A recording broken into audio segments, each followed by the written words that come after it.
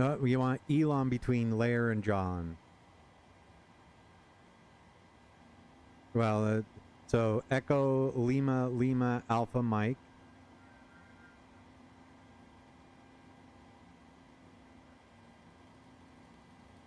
So hold on. So then it has Joe and then Elam again. Let me see. What are we looking at there?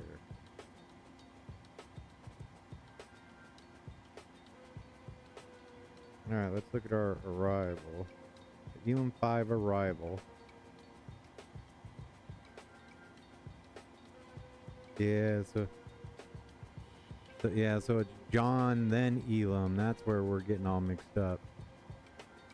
So Doozy, Laird, Joe, Elam. I do not have Tasley.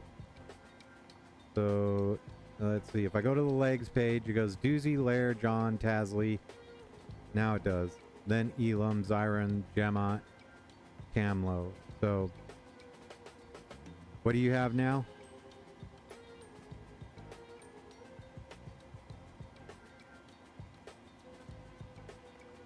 Correct. There we go.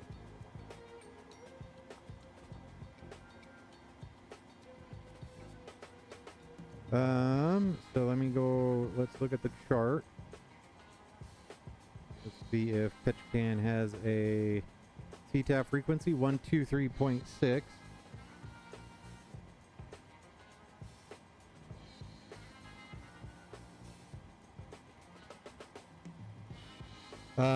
Well, so see how, do you have a chart in front of you at all, or have you seen it? Yeah.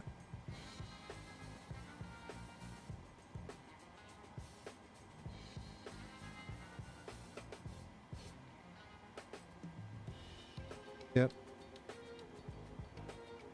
No, they want, so in North America on VATSIM, we use CTAF, Common Traffic Advisory Frequency. And that is 123.6 for Ketchikan.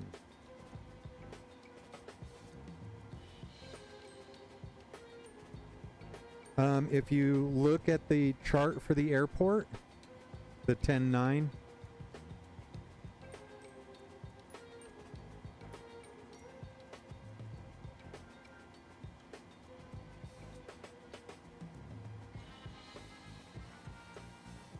Yep, that's the airport chart. And then up at the top it says you have your frequencies. So you should have APHIS, ASOS, and then Ketchikan radio. And right below that you see Charlie Tango Alpha Foxtrot, CTAF 123.6. Yep. And then if you didn't have a chart in VATSIM in the client, vPilot, you would type in period CTAF space and then the airport identifier. So Kilo or Papa Kilo, yeah, Papa Alpha Kilo Tango for Ketchikan.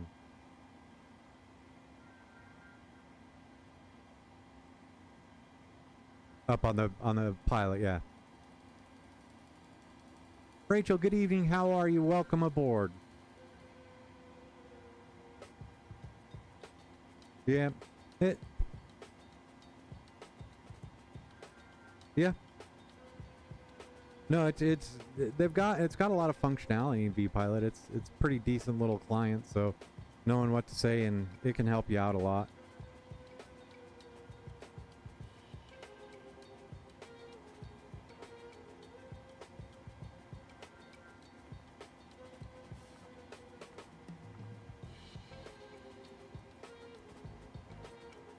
Well, do you need to get pushed back, or?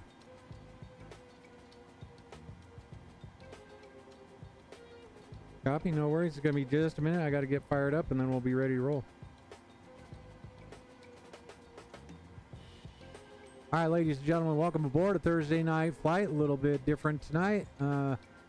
Just got a couple other folks with me tonight, and we are going to fly from Ketchikan up to Anchorage. So cool it off, a little darker skies.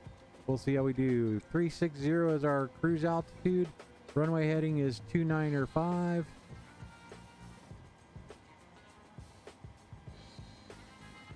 That is very possible.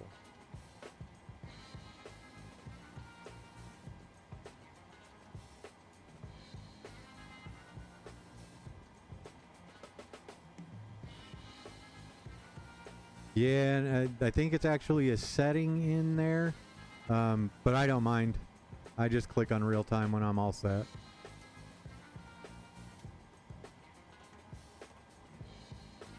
Yep. And so I'm running at 2207 Zulu right now.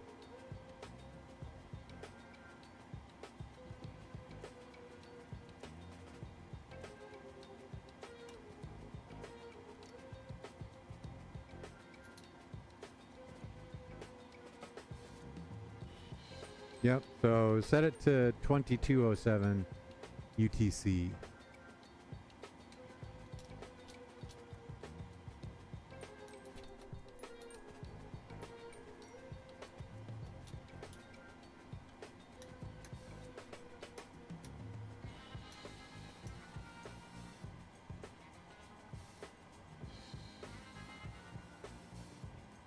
Go forward.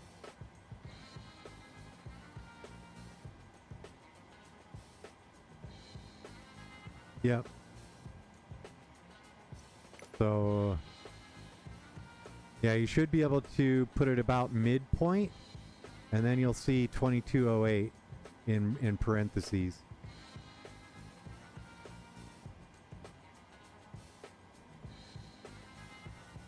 Click it on the cloud. Yep. And then you see on the time there on the left side.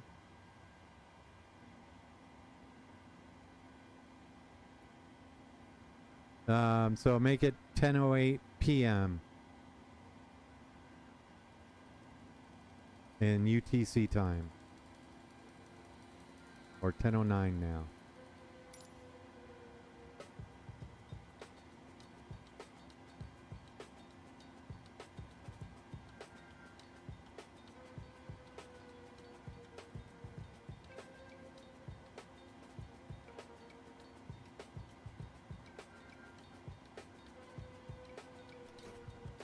There you go.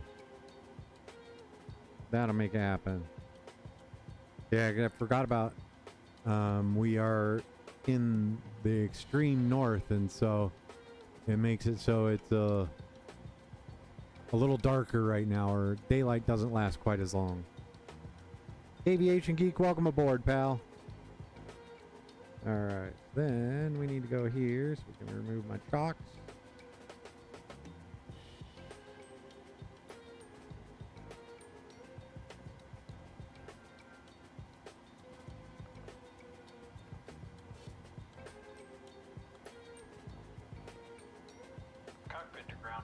There we go. Go ahead. We've been cleared for pushback and start tail straight out. All right, getting ready to push. Right back. Brakes off.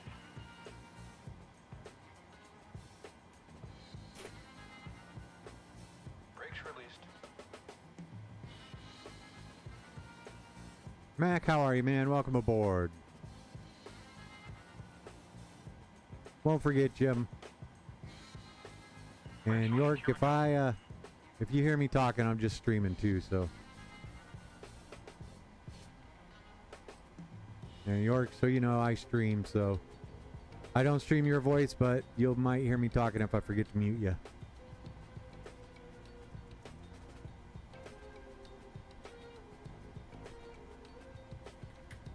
Mac, Aviation Geek, welcome.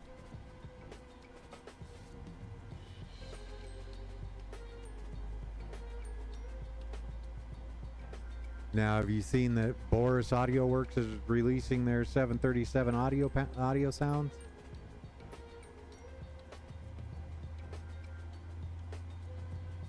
York? Yeah. Pushback complete. Park brake, please. Yeah, Boris Audio Works. Brake set. And if you do a quick search on YouTube, they've got all kinds of good reviews of it.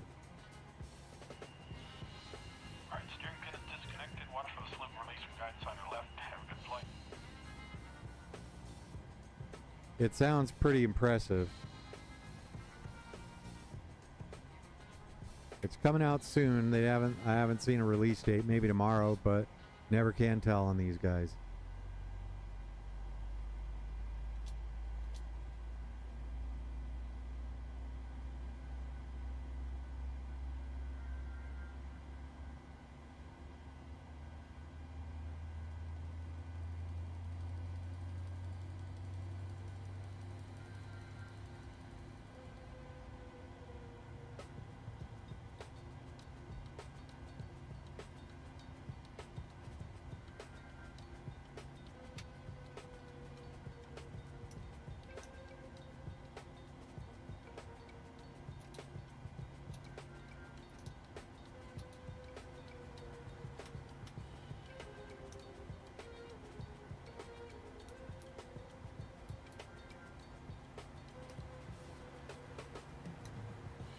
All right, you ready to roll, York? There we go. Here we go. And Ketchikan traffic, Alaska, 1969, taxi runway 29er, Ketchikan.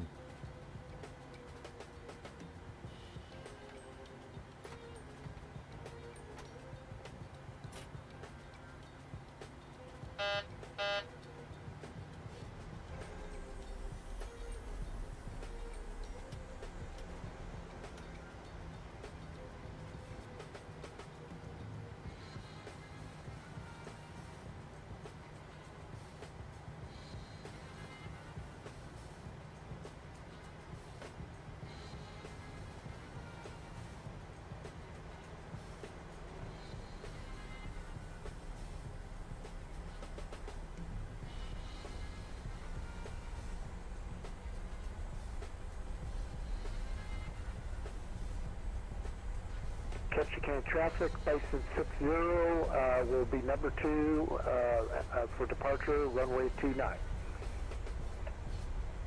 Ketchikan traffic.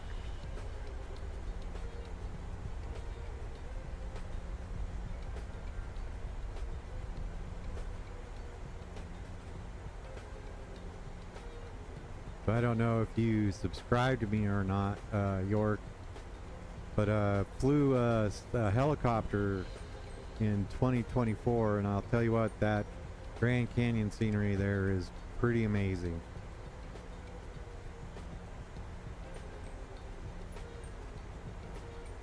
I did, but it was late at night. I didn't have anybody really right on it, but I put the videos up there. Just look for Gate Charlie 31 and you'll see it. Yep, you ever been in the Grand Canyon? Yep, I come in right over the visitor center there. Ketchikan traffic, Alaska, 1969, taxiing on to runway 29 for departure, Ketchikan. And it's pretty legit. So I may come back and hop in like a caravan and fly the caravan around old Ketchikan here and see how it goes.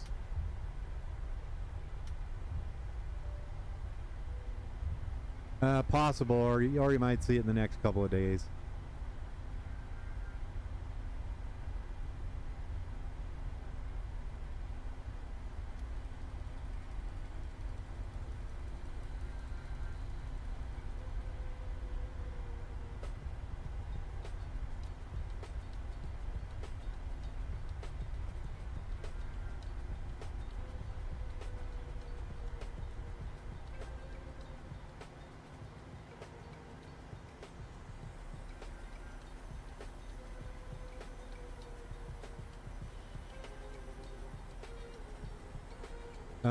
Yeah, I've had this Ketchikan scenery for probably since 2020 came out.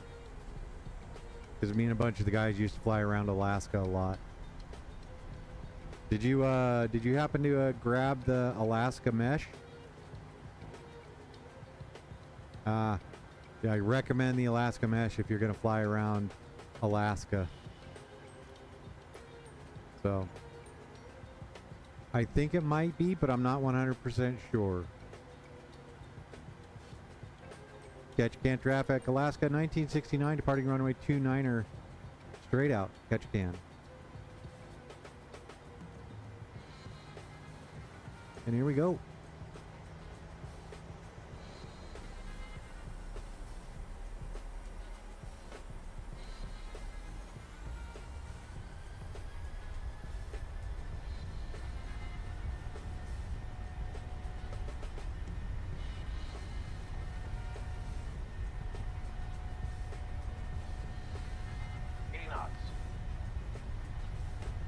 Ketchikan traffic, Bison 60 winding up and waiting runway 29. Ketchikan traffic. V1.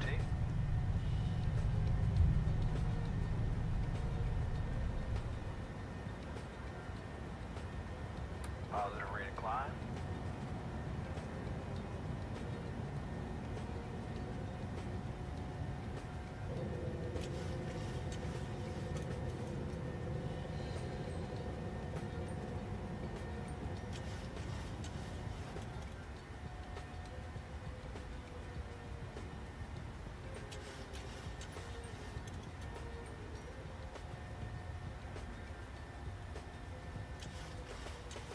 Ketchikan traffic, Alaska 1969, climbing through 2,000 feet, straight out.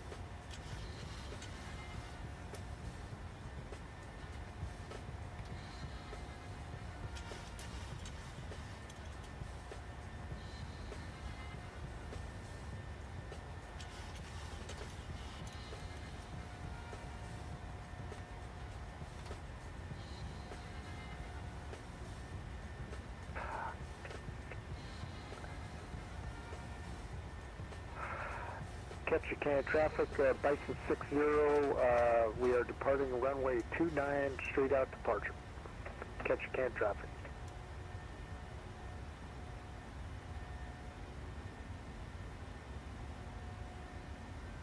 All right, looking pretty good.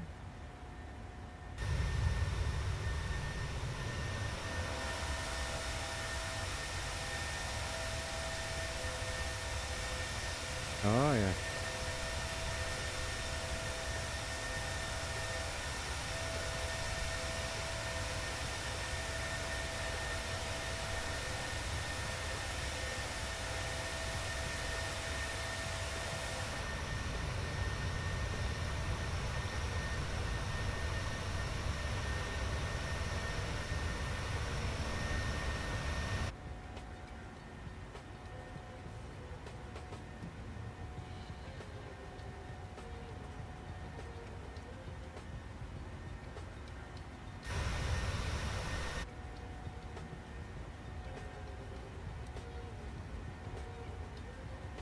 See if I can catch you climbing out. There you are. I got you back there, little fella.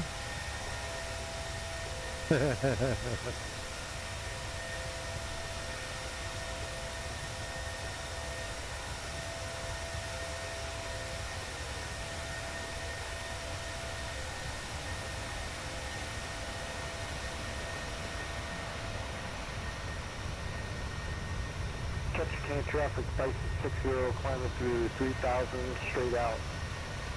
Ketchikan traffic.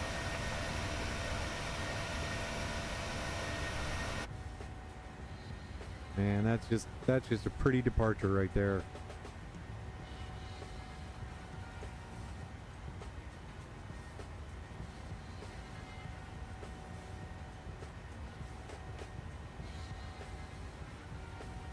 I don't know if you can get out and look behind you, but that airport looks really nice sitting right there between those two mountain ranges.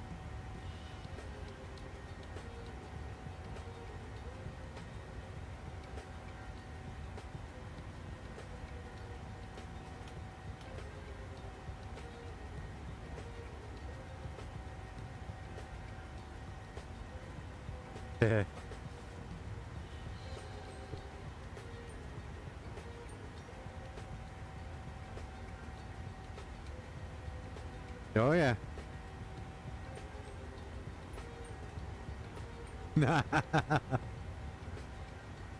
No, it's kind of funny because I used to live in Seattle, and so kind of like a lot of other people is I think, oh, Seattle to Anchorage, it's got to be like a 2-hour, 2.5-hour flight, whatever.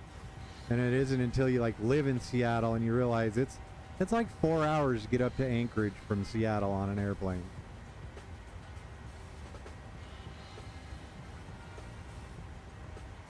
Yeah. Well, and great circle stuff, so you're not coming, I mean, you're able to go sort of straight through instead of kind of coming up and around the coast.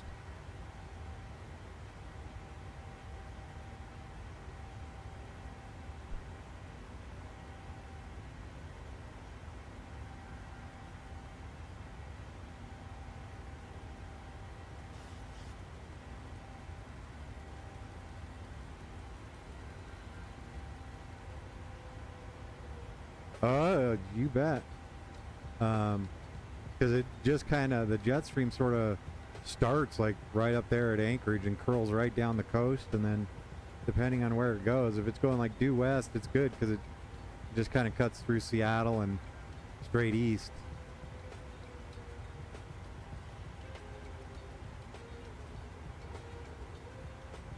But when it dips down, it isn't fun. Like right now, we're flying, what my headwind component would have been was like 60 knots. Yep. I'm crossing through 14.3. But yeah, right now is 42, but my cruise top of climb winds were going to be at like 60 knots. They were forecast to be. So on your SimBrief flight plan,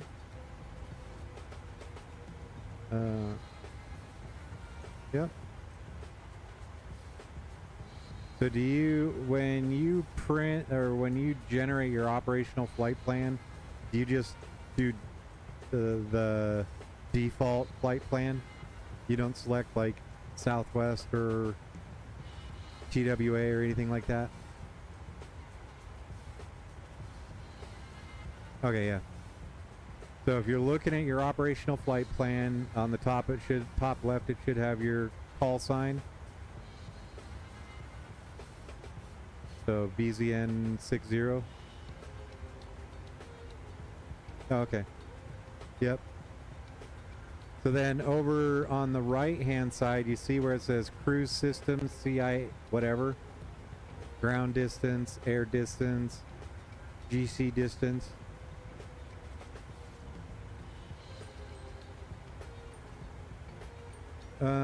No, it should be right up there near the top. So the top should have your routing, Ketchikan to Anchorage, Boeing 738, tail number, release number, and the date on the top of the piece of paper there.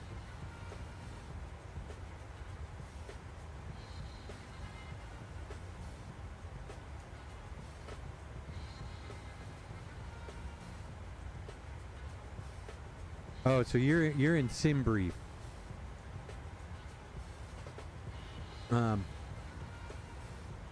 So and that's fine. So let me get to it so I can walk through it with you.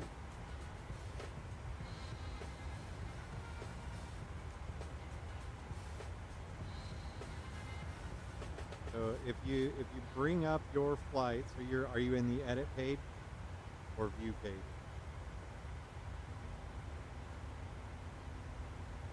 Okay, yep. So then, if you go below that, you'll see View Flight Plan.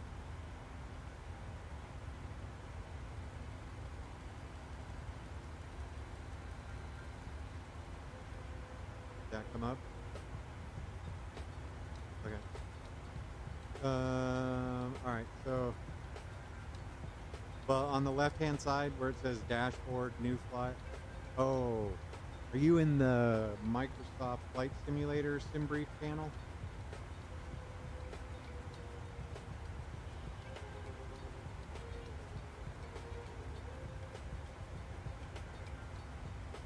Yep.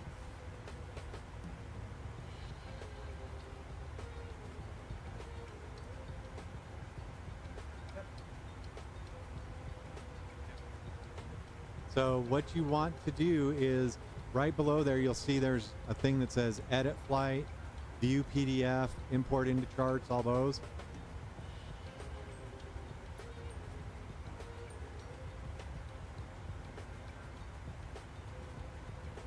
Okay.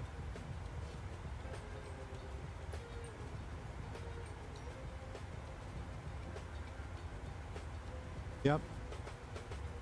So then on the left side, do you see where it says just to the left of that generate flight button? Does it say dashboard or anything?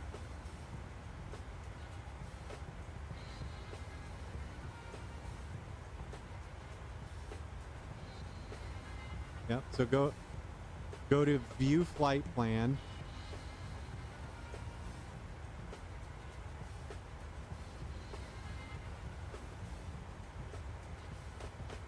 Okay, so then go to dashboard. And you should, on the very top line there, go like, should say your current flight. Big block.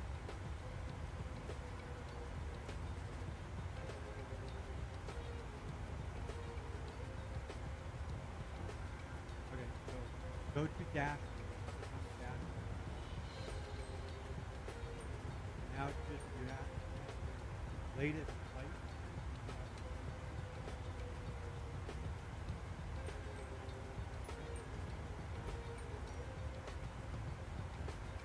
So then down below that, the table form.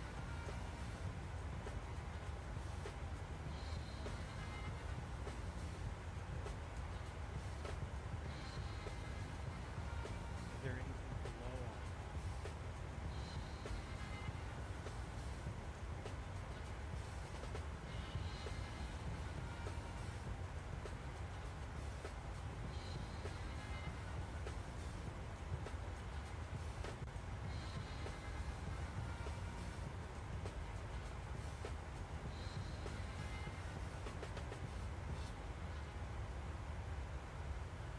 Ah.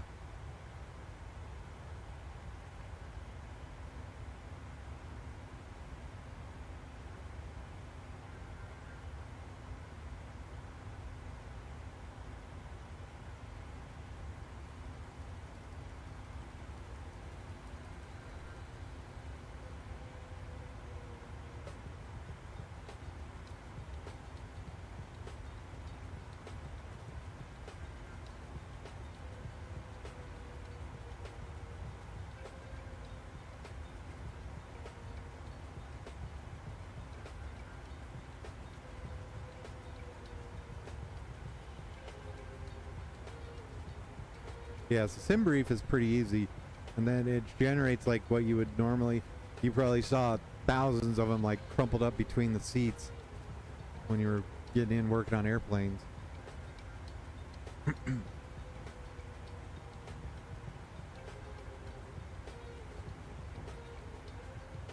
Okay. Yep.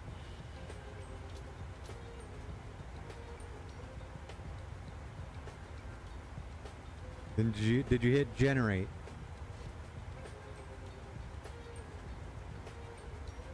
Yep. And make sure you're signed in.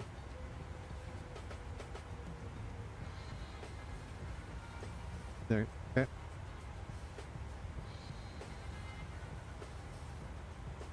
So on that screen that you are on. No, generate. It should just say generate.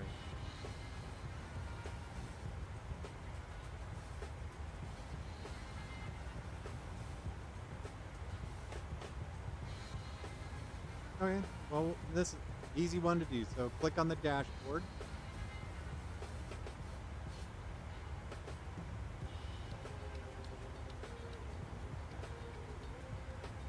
All right, now you should have new flight below it, correct?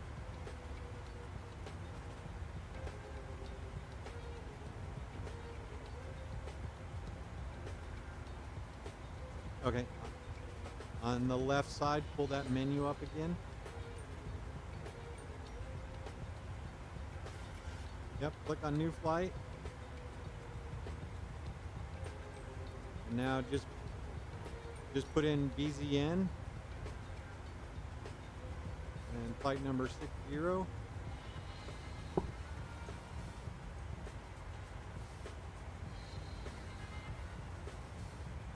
If it's straight out,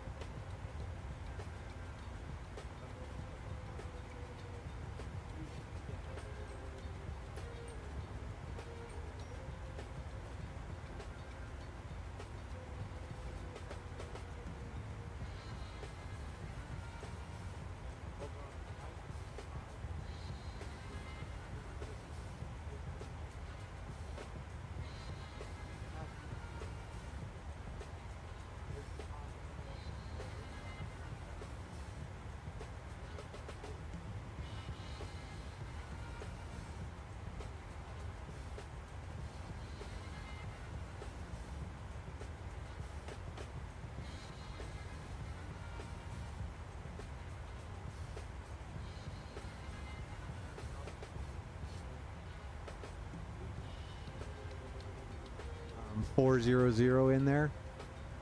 But if you want, we can take a couple minutes and kind of go over what you're seeing in your flight plan.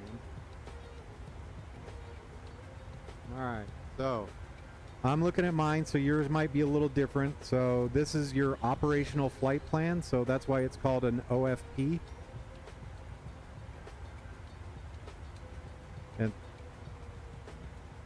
yep, and so then it has your flight number, the date, your departure and arrival airports, your aircraft type, your tail number should you choose it, and if you've had several releases of this flight plan, so say you made some changes or you're running late or whatever, that's what that whole top block is. You'll see that there's a line there that says WX Prague 1700, 1703, 1706.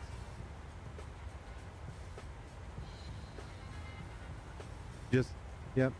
So that, yep. And so it's today's date and then the hour. So midnight, 3 a.m., 6 a.m., but in UTC time. So that just keep an eye on that. Make sure it's giving you the right weather for the right day. But then it just goes through all your information there. So you have your air traffic control stuff. So your Bison 60, you're going from Ketchikan to Anchorage. It's got your off time of 01 or 02, whatever.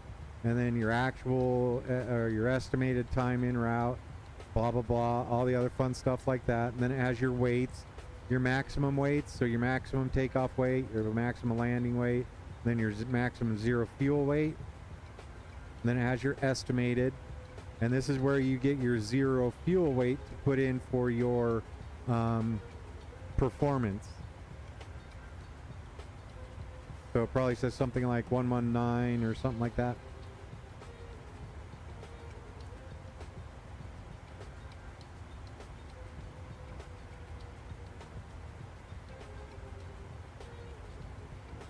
Or yours might say 13 or 12 or something like that. So see where it says Zulu Foxtrot Whiskey?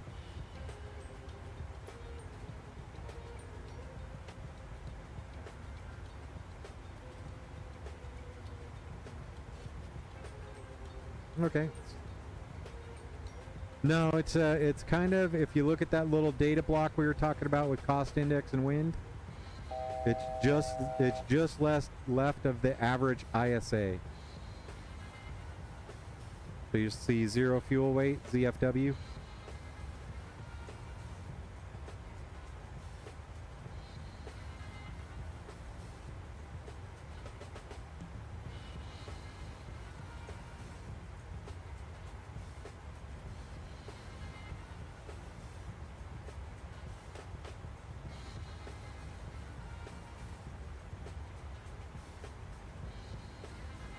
And then just to the left of that, you should see some text that says ZFW something.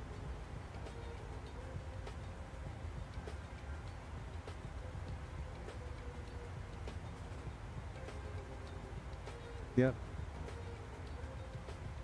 Yep. Yep, there you go.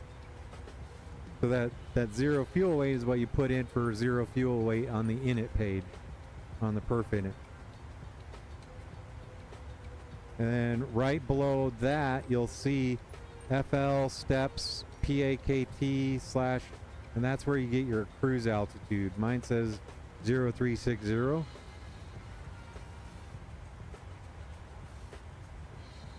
Yours might say 0400.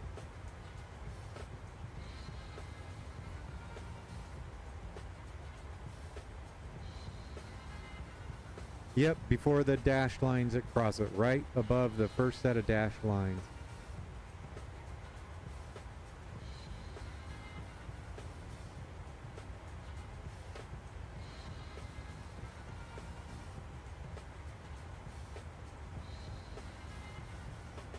It doesn't say cruise altitude, it says FL space steps space PAKT slash 4 numbers slash.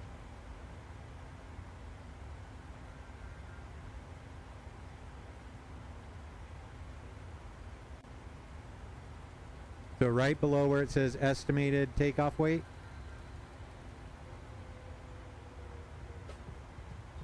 What? Okay, what's it say below that?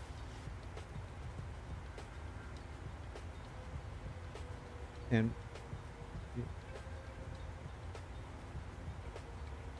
right there. That's your cruise altitude right there.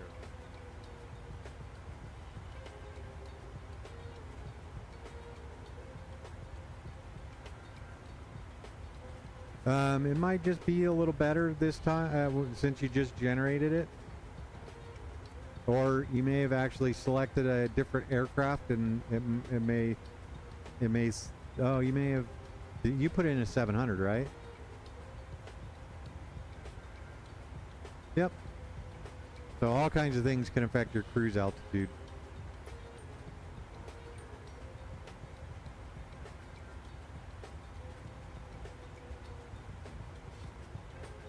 So that's where you get all your sort of primary stuff. Then you scroll down a little more, you'll see your fuel, keep scrolling down. That's your release signature there, and then you'll get to your routing. That's your operational flight plan. And if you go way down, you'll get your passengers on board, your payload, your fuel. And then you'll get like your waypoints. Oh yeah. And if you go all the way to the end, you'll get like a flight profile which is a vertical slice of your life with your top of descent and top of climb, and the winds that you'll be hitting when you're doing all that. So, and all kinds of other little weather maps en route at different flight levels.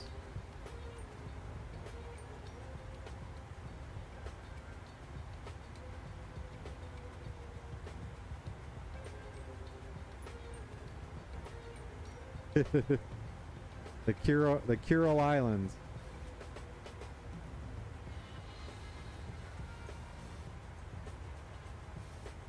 It says the possibility of a volcanic eruption.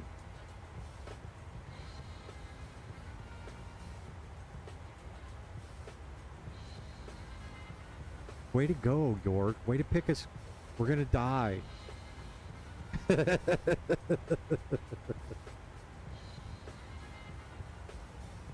Yeah. I was not. But that was I was still in Colorado when that happened.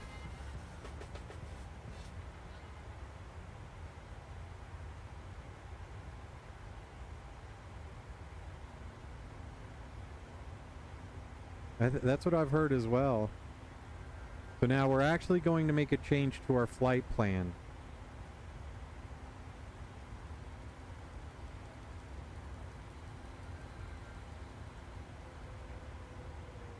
Ah.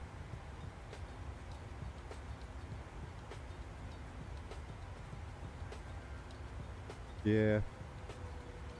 Let's see, so 3.28, so yeah, let's see, we're looking at 2 hours and 33 minutes.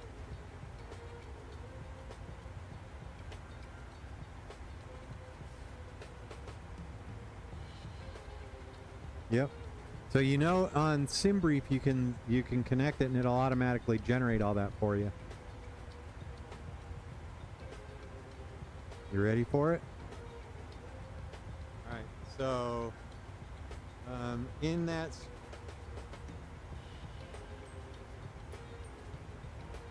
yep. So go back into SimBrief. No, the subscription's for Navigraph. Go back into SimBrief, and you go back to View Flight Plan. So use the menu on the left and View Flight Plan. Now up there where we said View PDF, 3 buttons right of that, you'll see Pre-File on a Network.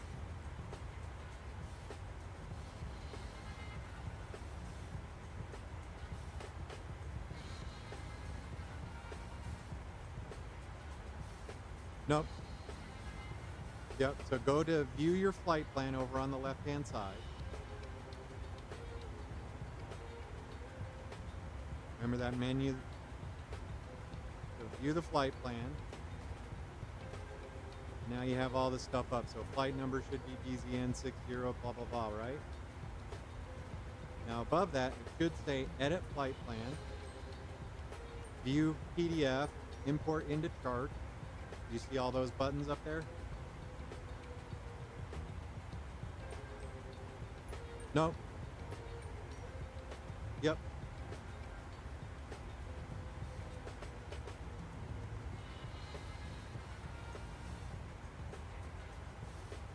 Yep. So go to pre-file on a network. And then you should see VATSIM right there. So VATSIM and then a button like that.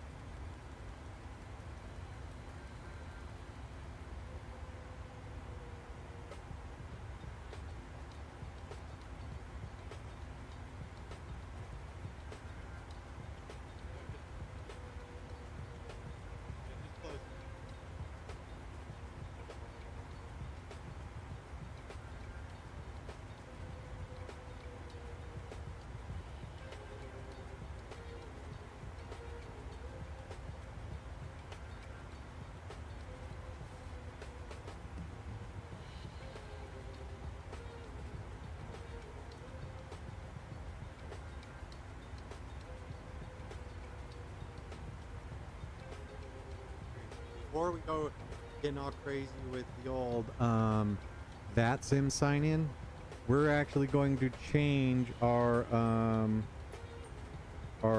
flight plan. So layer. Okay. So you're 187 from layer. Okay, so put your ID and password in. You're good. We've got plenty of time.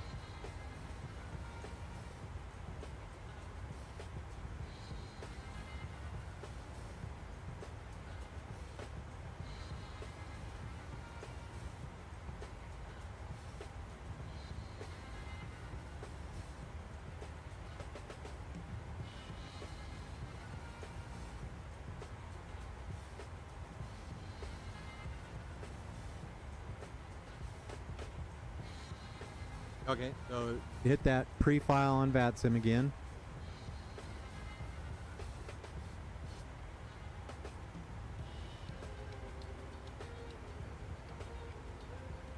Yep, so click the button that says pre-file to the right of VATSIM.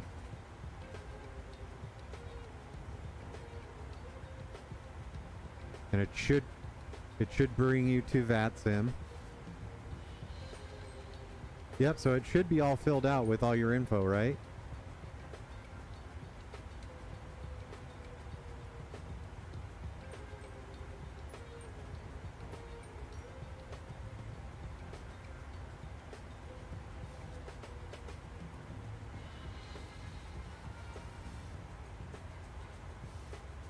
Yep, no, you're fine just filing it that way. And then we don't have any controllers, so we don't have to worry about sticking to our route. So just file it and you're good to go.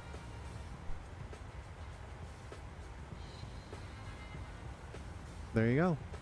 And that's all you have to do to get a flight filed on VATSIM. No worries, you just fill it out on SimBrief. It usually gives you a pretty decent route. And then you hit file on network and away you go.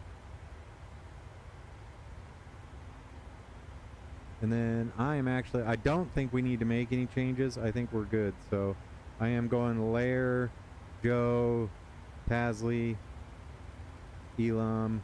Yeah, we're good. We don't have to make any changes.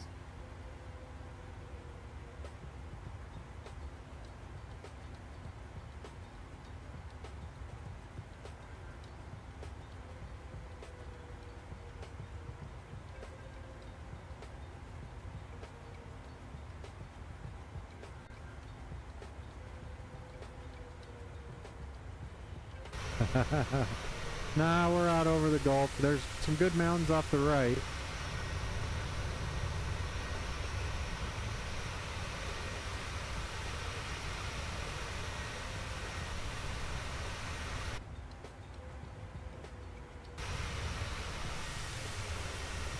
Oh yeah. I can't imagine it's that warm right now.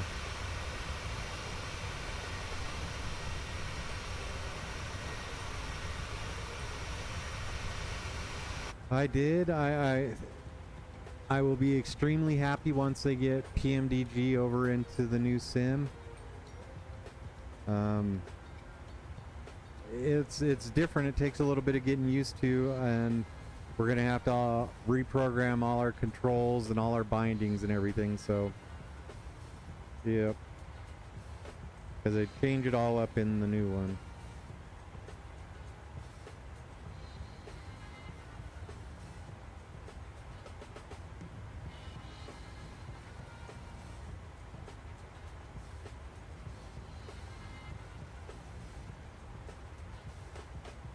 Yep.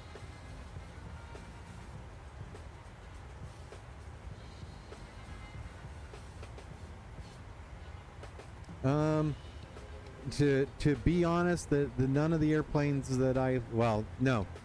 So none of my third-party airplanes do sort of without having to finagle a couple of things.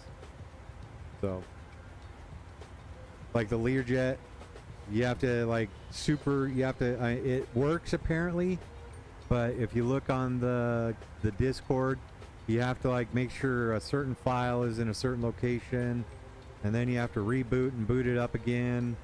And like that's way too much work.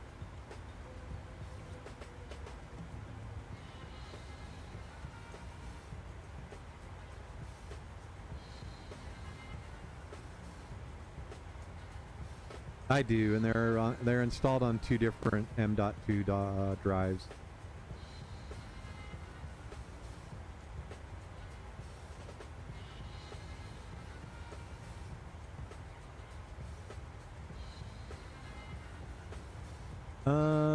Hey Mac, you still on? I don't. He's actually at work. But he generally keeps an ear out and see if there's anything interesting happening. But we're at cruise, so I'm pretty sure he's probably off doing work stuff.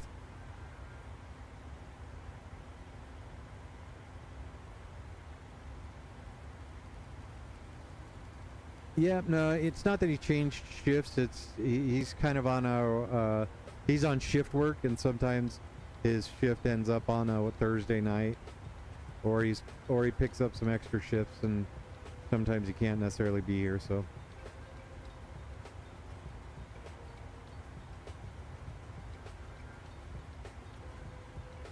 yeah, I think he is. I think he's playing his instruments at church tonight. Not 100% sure. But yeah, again, he's another one. He's got some other things going on. He's a good guy. He's fun to fly with.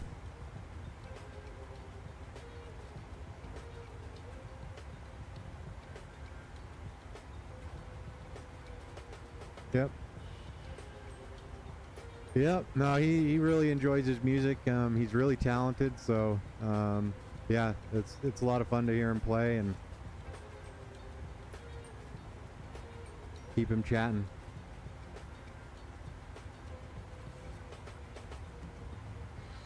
And have you flown with Ron?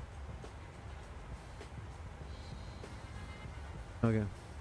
We have another guy that'll fly with us on occasion. His name's Ron.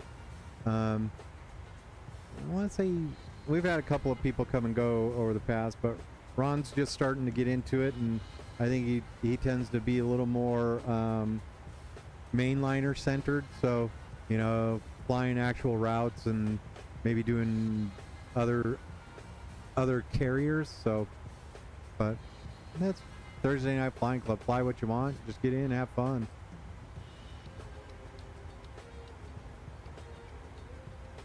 I'm glad you hit me up this morning, because I was like, dang, it's just going to be me flying tonight.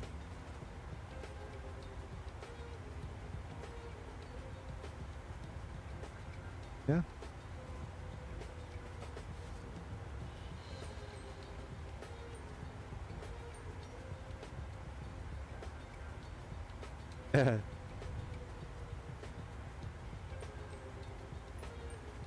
You got my Charlie 31 server? Yeah.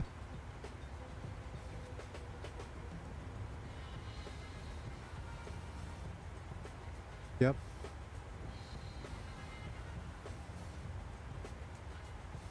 Yeah.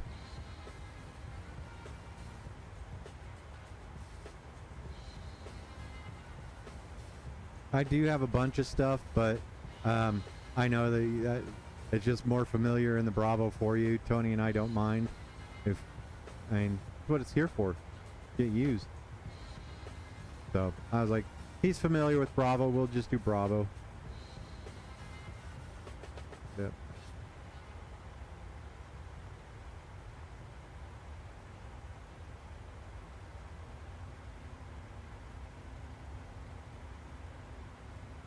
So how you doing getting along in the old world of flight simming? You doing all right?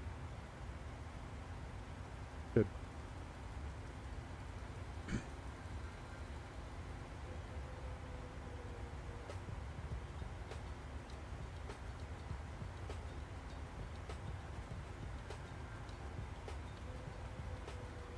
Yeah.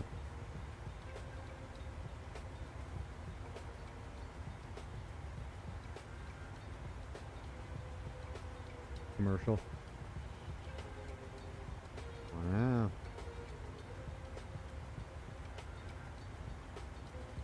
But that's good. I mean, does he still fly with you, or?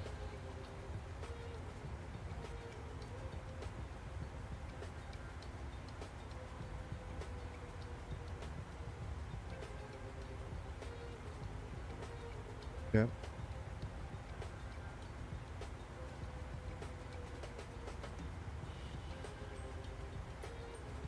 Okay.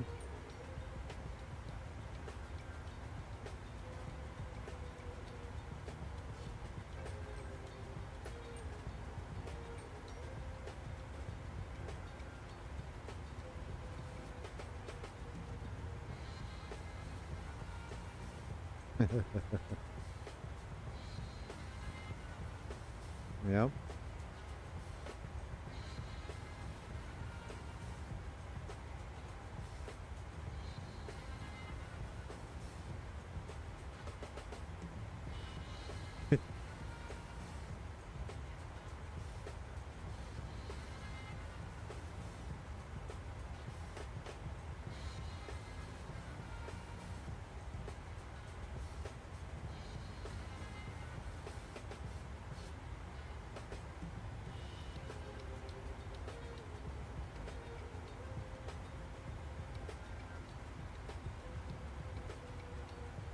Nice.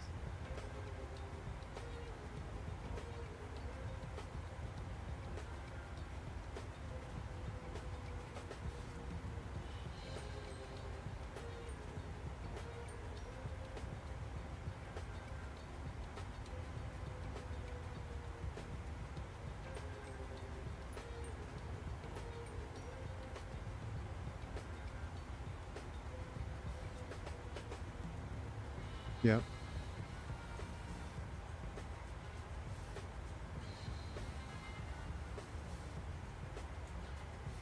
Yep.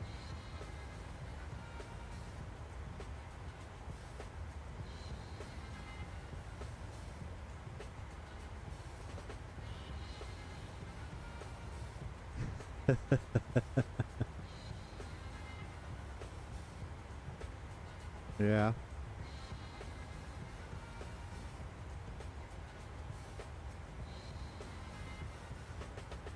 Yep.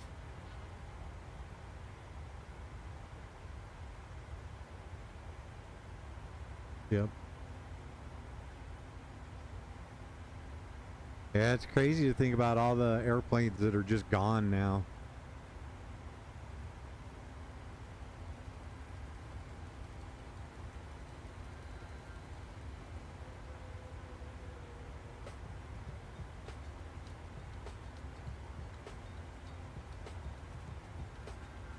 Yeah.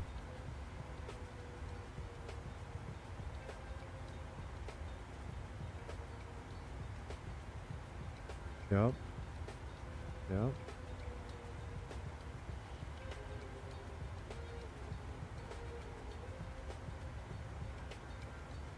Yeah. We want a lot of those. Yeah. It was good. I think so. I think maybe just sort of my perspective. So TWA and Saudia Airlines, they were the ones I flew the L1011 on, and so I flew them a lot. So then when I finally got on like a DC-10, I'm like, no, the L1011's so much nicer. No particular reason. It was pretty solid. It was a very nice airplane.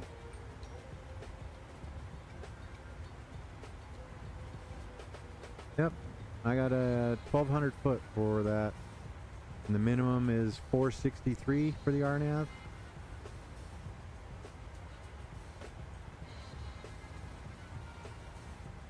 No, the minimums. Yep. Do you know where to put that in for so you get the minimum call out? Okay. Ready to do some learning? Okay. Right. So if you're looking forward into the cockpit, you got your two displays. You have your primary flight display on the left with the artificial horizon. You have your nav display on the right. Above it on the eyebrow, you should have one that has a dot in it that says FPV and meters. So right up. Yep. On the captain side, and it's actually right next to your your mode control panel. So it's called the EFS. Yep. It should be the same. So you have a bunch of buttons on it: weather, station, waypoint, airport, data. Yep. Okay, so on the left, upper left, you have the RST button.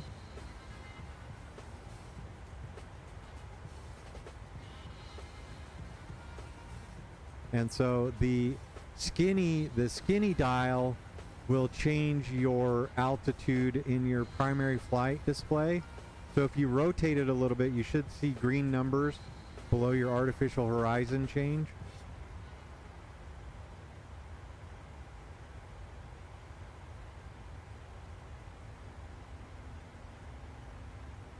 Yep, that's fine.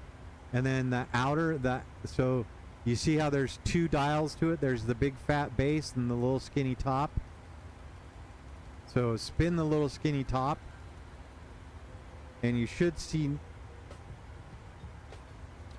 yep, so make that read 463. And if you look right above that dial, it says MINS, M-I-N-S. There you go.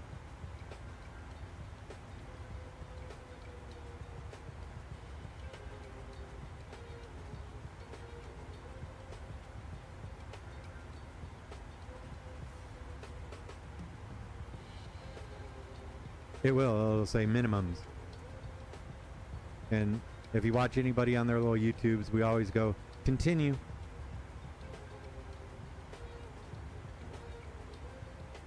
And so, do you know where to get minimums from on the chart?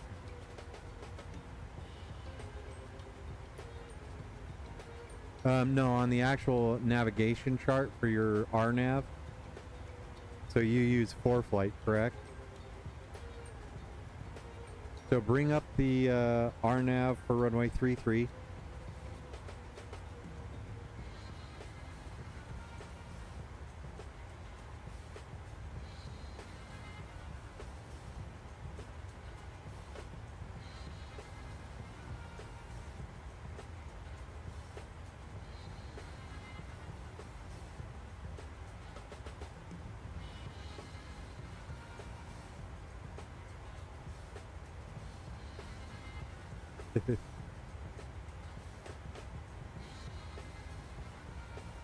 Cool. So you have all your comms frequencies on top, then you have your RNAV approach, what the approach course is, then it has the missed approach, and then you'll have the plane view, so what your aircraft will be doing. And then below that you have your vertical profile. And then below that you'll see... Go ahead. Yep. That's it. So depending on the approach you choose, all your charts are going to look about the same, and it should have the minimums here, but it'll have different meanings to it. Like some will say straight in approach, your required navigation performance for this one is 0.11. So if your equipment can't maintain 0.11 lateral precision, then you have to move on to the next one, which is a 0.2, and that means you'd have to put your minimums to 525. And then if you can't maintain 0.2, you'd have to maintain 0.3, and that would be a 687 foot minimum.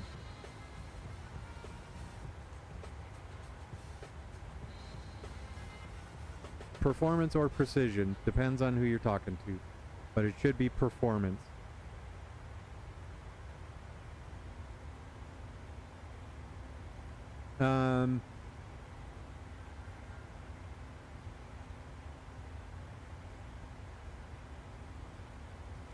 Yep.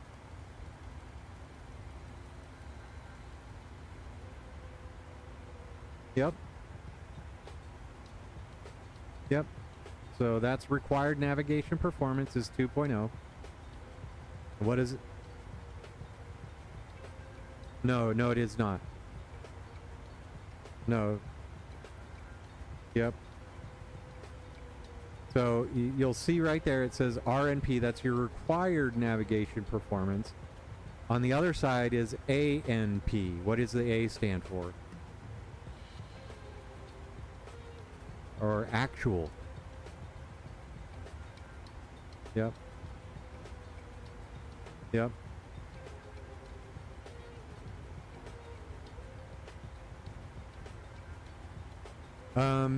Yes and no. So what it is you can set both your lateral. So that's this one that's below the line that you're flying on. So you should be able to maintain your minimum separation of your aircraft's wingspan plus, I can't even remember the numbers now. So the little bubble around your airplane, 2 times. So your aircraft, the GPS signal and the radio signals and everything else, they all get together and they say, okay, we're building this little box around our airplane that is 1 mile wide by half a mile tall by half a mile long. So kind of makes you a little rectangle around your airplane, right? So that's what your RNP is trying to do. So you can actually adjust that, and we'll show you how to do that here in a minute. But right now it's just saying that your required navigational performance is 2,000 feet left and right of your center core, and 2,000 feet in front of and behind your aircraft, and 2,000 feet above and below your aircraft. So that's just a really basic way of saying it. So that's your little block, and it is, and that's a lot of your RNPs or RNAVs are and it's simply because we are at cruise, so it's not asking for a whole lot. So yep. So as you get better, or as it refines its perception of where this airplane is in space and time, it'll refine that.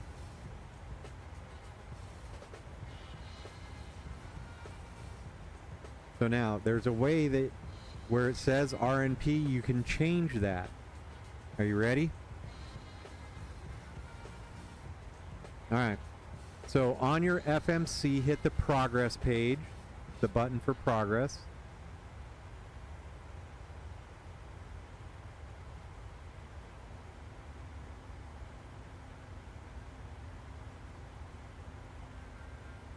Okay, so now you're going to see that your BZN 60 progress 1/4.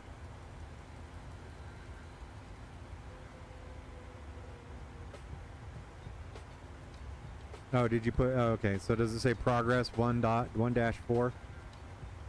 Okay.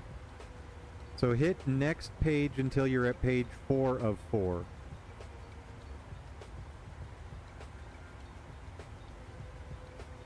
There you go. So now you're going to see layer required navigational performance / actual 2.0 and 0.7. Okay. So if we already know that our RNP tolerance for this arrival, in order for us to get to 463 feet, is 0.11, type in 0.11 and put it next to the 2.0. Click the button next to 2.0.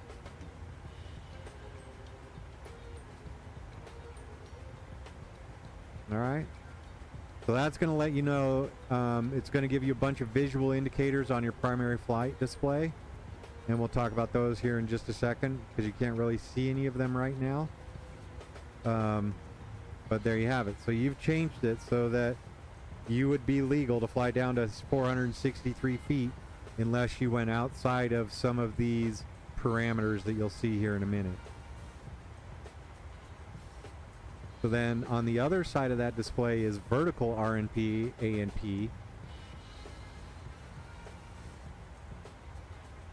And so What I generally do is, and we'll do this once we're on our descent, is I limit my descent actual navigational performance. I set my required navigational performance to 125 feet. So, well, we could talk about that here once we start going down. So, but if you wanted to, set it to 200.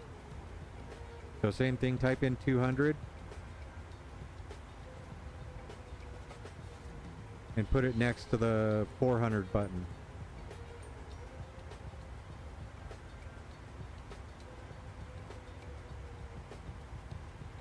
That's all you have.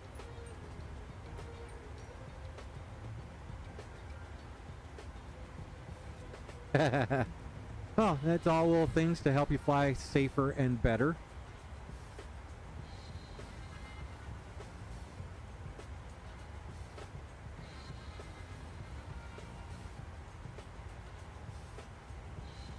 Yep.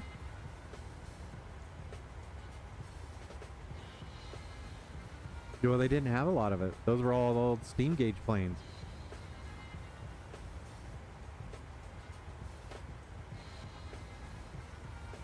Mm-hmm.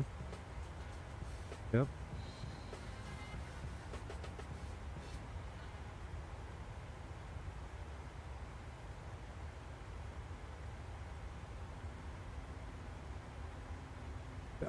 Barely. I think it's called WAAS now, isn't it? WAAS.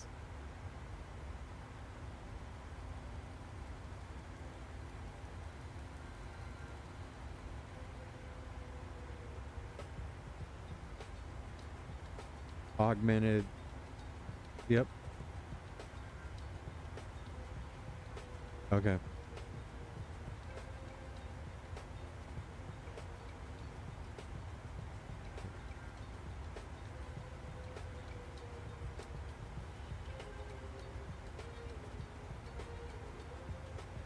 Yeah. It's crazy, the technology from like the 747s, the MD-80s, the DC-10s to what we have now.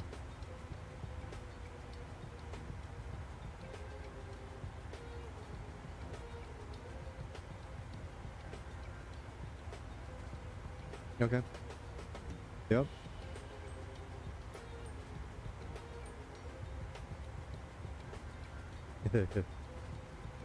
Oh, nice.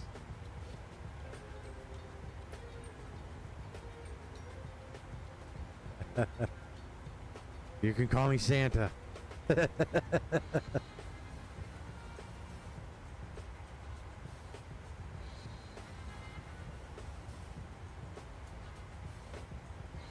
Yeah.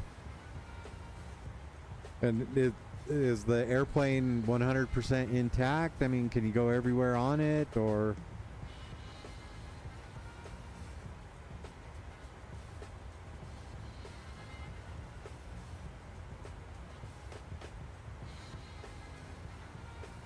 Oh, nice.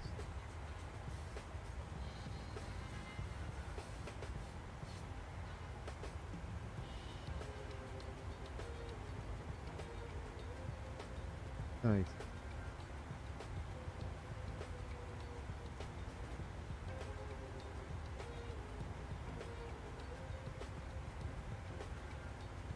Yep.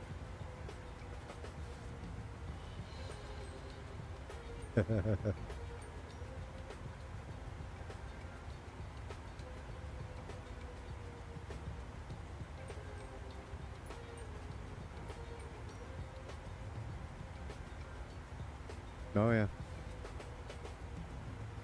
Yep. And we...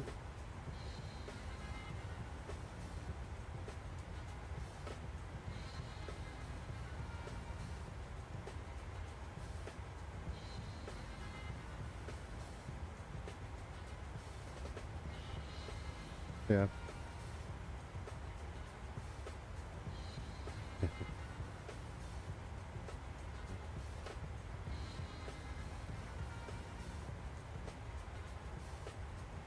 Nice. Do you guys You guys have any simulators or simulated simulators in there, or?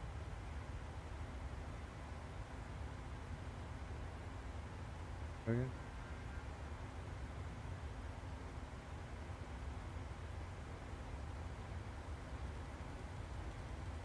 Yeah.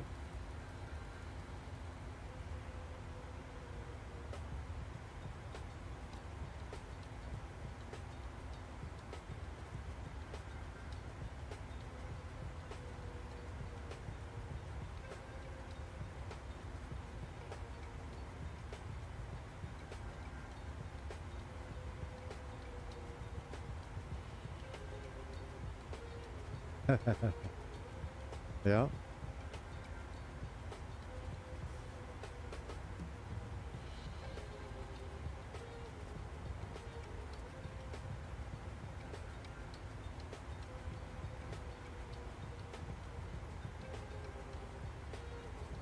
Mm-hmm.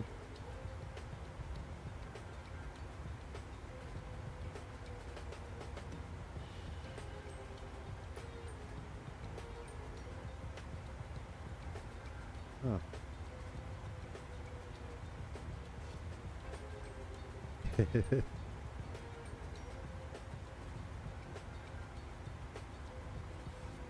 Yep. Yep. Very much. Very much.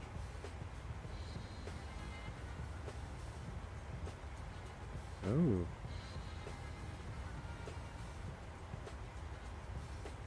Yep.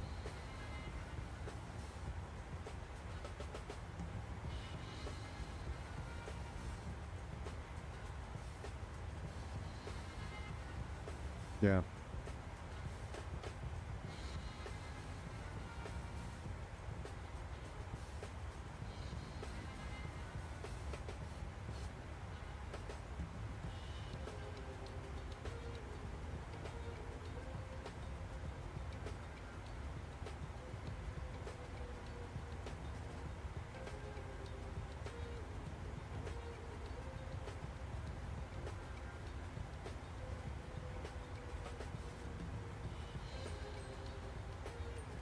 Yeah, with no power.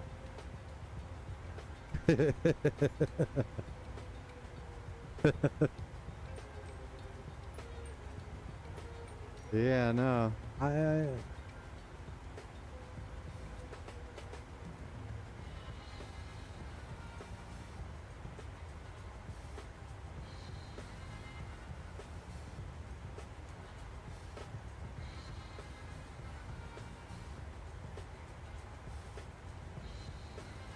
Yeah.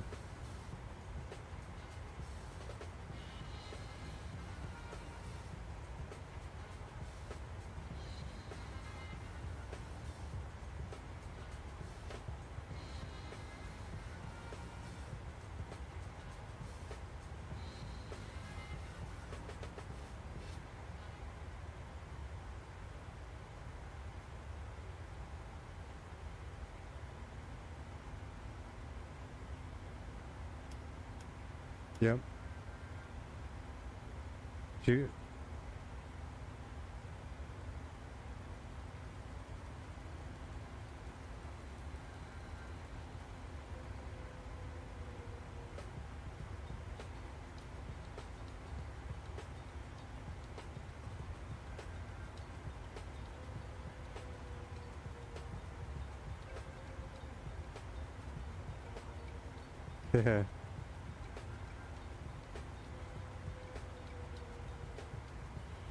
Yeah.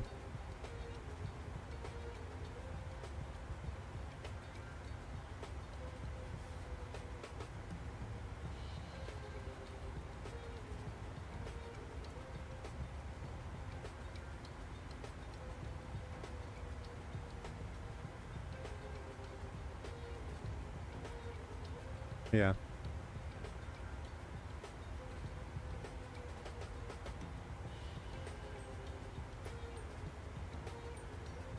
Yep.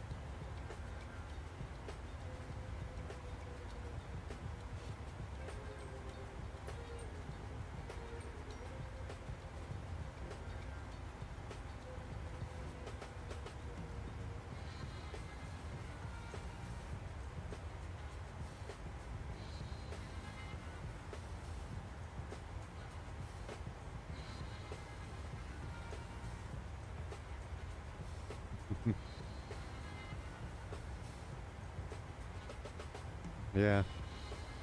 That's and that. So have you been to the Lowry? So the the Denver Air Museum, Wings Over the Rockies. No, it's the one at the old Lowry Air Force Base. So it's like it's. Ah.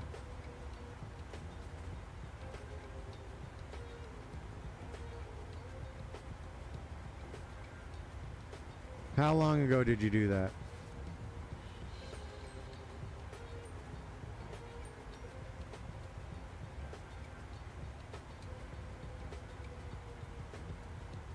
Okay.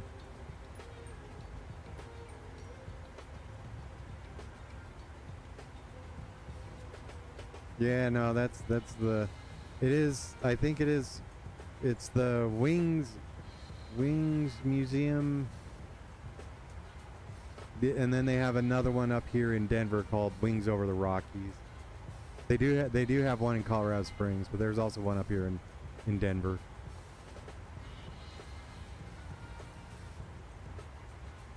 Yeah, the one up here, they don't have a whole lot of like interactive displays, so it's kind of running around, walking around, looking at static airplanes, and no real cockpit stuff. So that interactive part of it is just that makes or breaks the sort of an aviation museum trip, I think.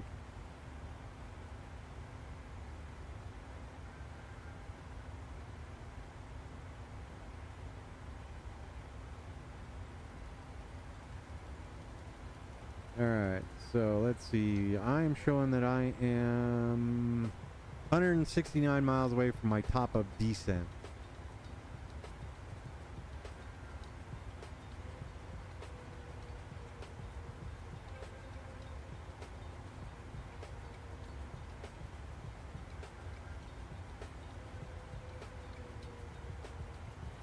Yeah, so if you hit the progress page, so hit the prog button,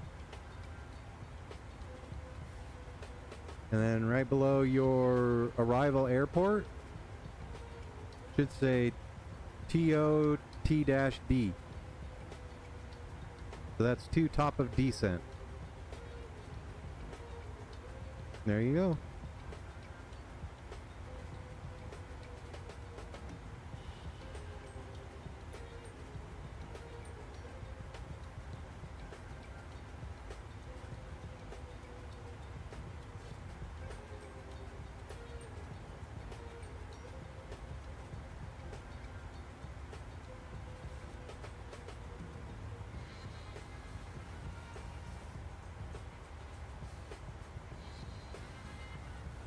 He did.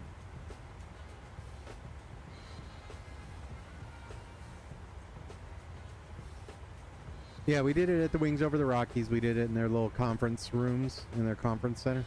Yeah. And that's what kind of inspired him to do one out there in Tulsa. He's like, that was kind of fun. So.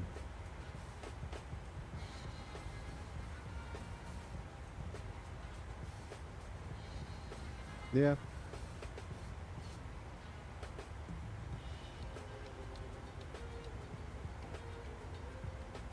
Yeah, no, and that was kind of the way it was here in Denver too, but we also didn't spend a whole lot of time promoting it.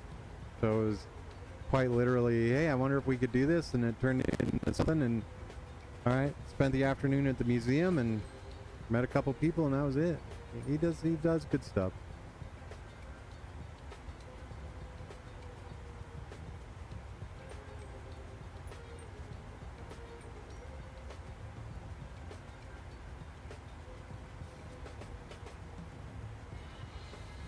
Yeah.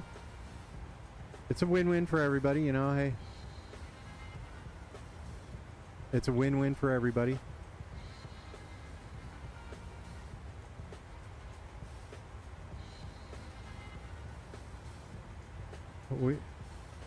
We go a little further back than that. So in 2000, I hired some young punk to make a custom livery for me while I was flight simming. And that little young punk's name was Tony Van.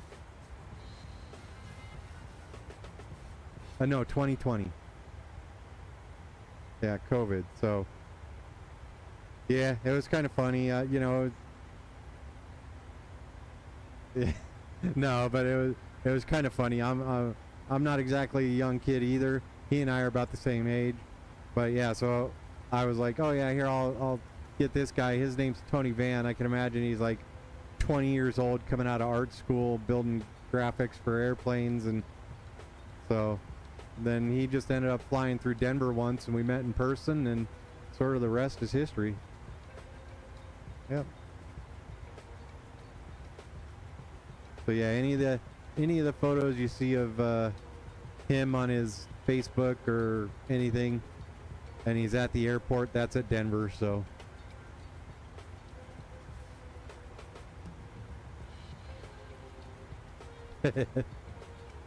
no, that's my job, is to be there. It does. If you're ever out here, let me know. I'll get you out there. Yep.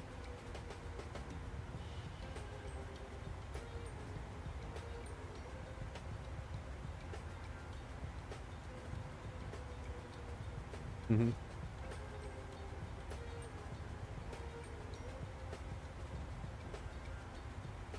Did they?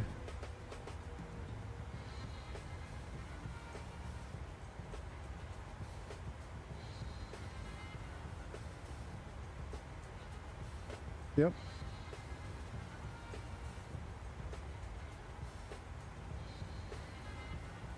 Yeah.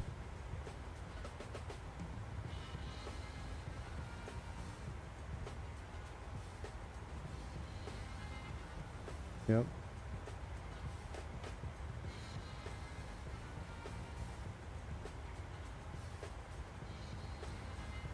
I vaguely remember it may have been Flight FS Expo maybe about 4 years ago, maybe 5 years ago. Or was it further back? Okay.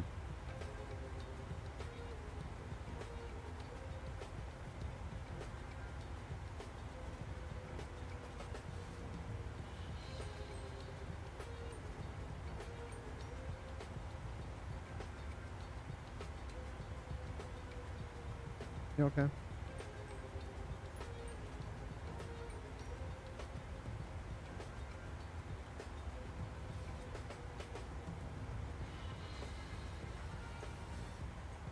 Yep.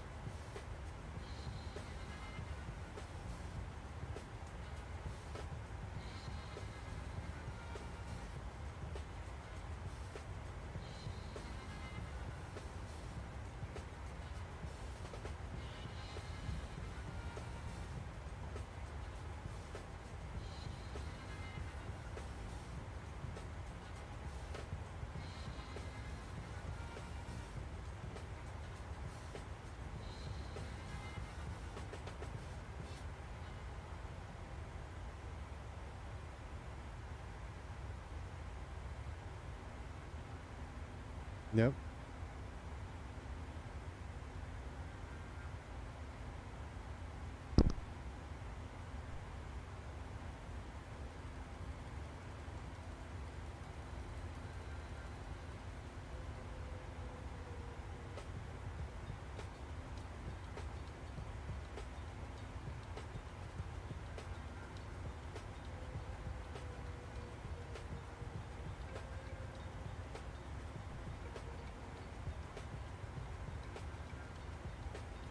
Yep. Gulfstream has been famous for not licensing their aircraft to sim. Yep. That's one. Did you ever fly X-plane? So X-plane, there's is it Aerosoft? I think it's Aerosoft is they're working on getting a Falcon 8X, and I've been waiting for that airplane for years. She is, so. But it looks like they might have a release date on that one, and if they do that, then I'll have to get back into X-plane, and that's going to be a major pain in my butt.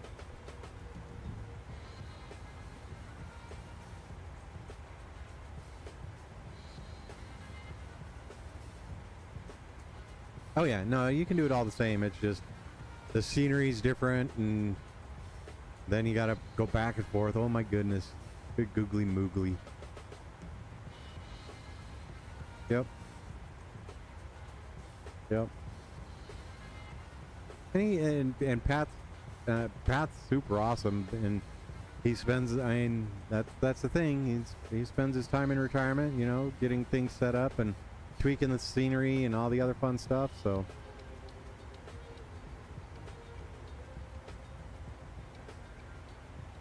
He does.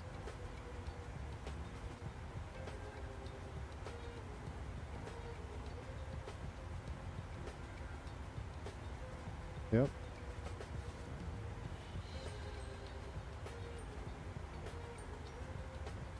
American Virtual?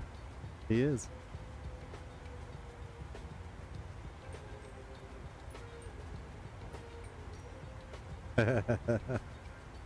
He might just be on pause. Hold on just a second, York.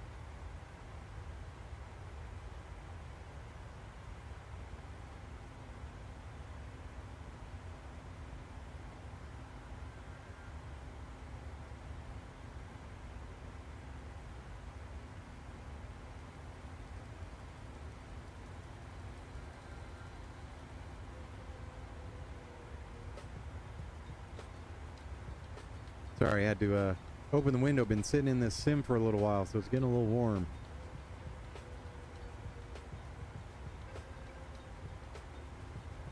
So you gonna try and go to the expo in Rhode Island this year?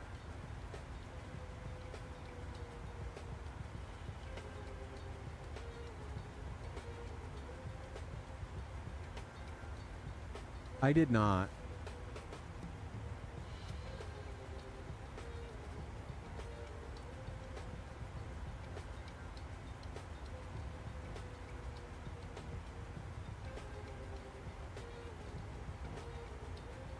Yep.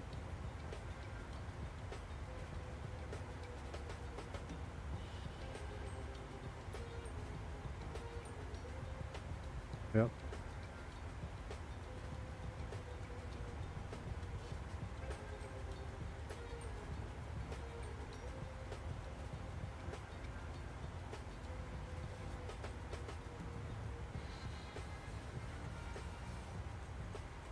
Yeah.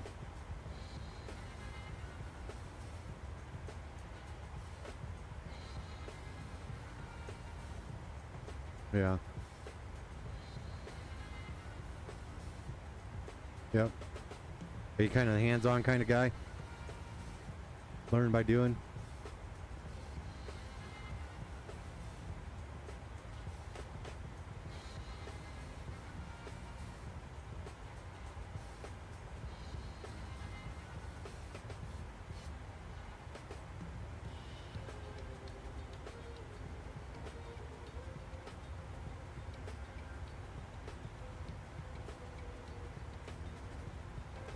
Yeah.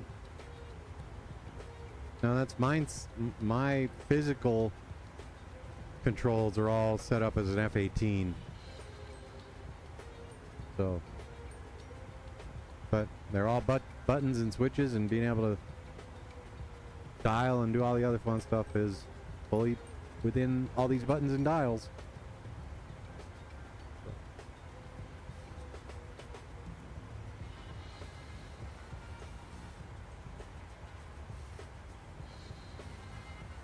I am not, no. It's a bit far away. Tony will go. So.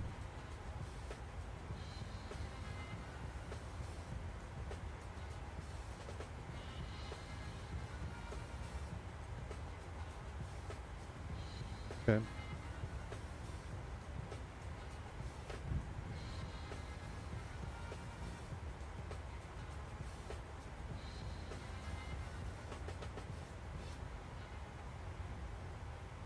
Yep.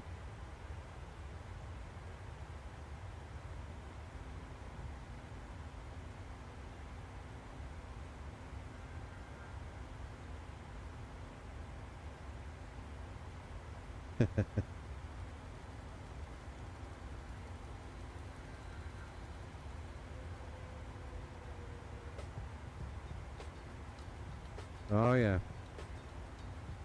That's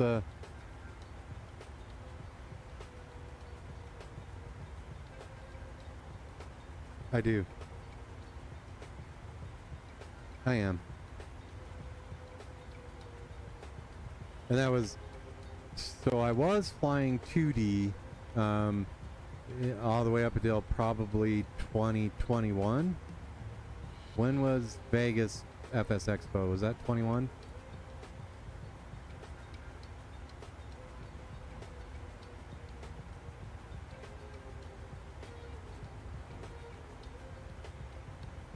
Yeah.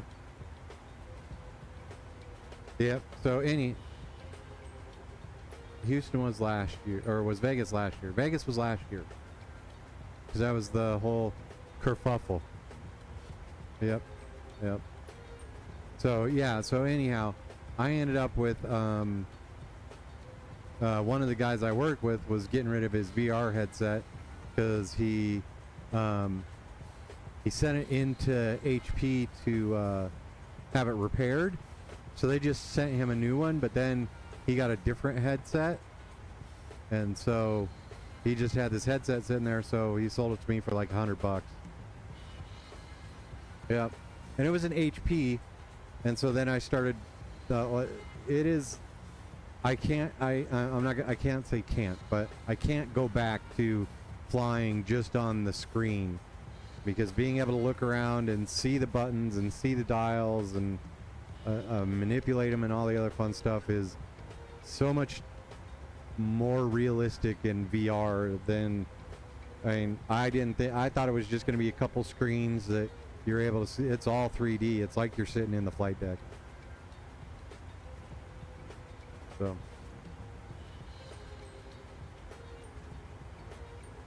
Yep.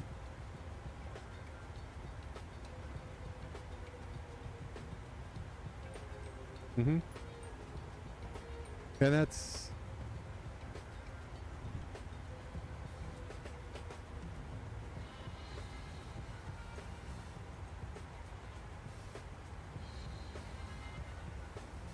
Mm-hmm.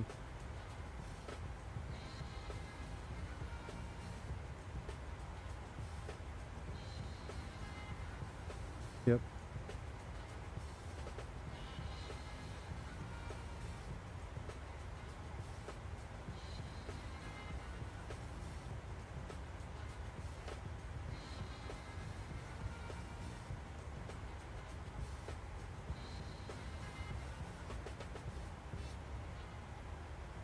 Mm-hmm.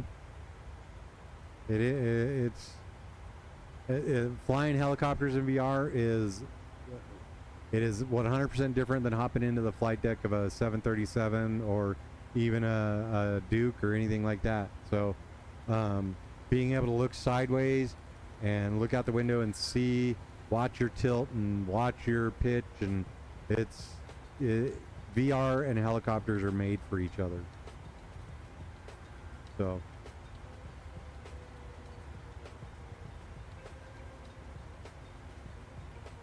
Mm-hmm.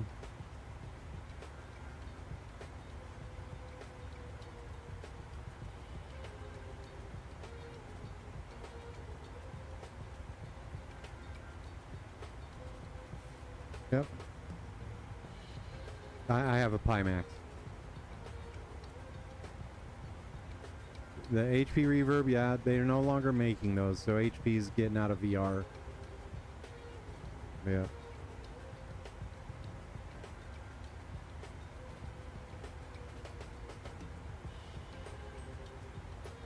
Yep. G2. Yep.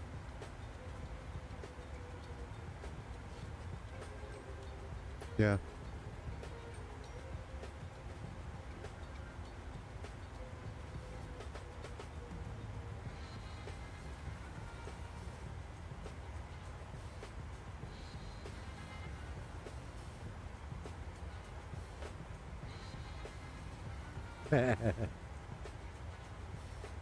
Yeah.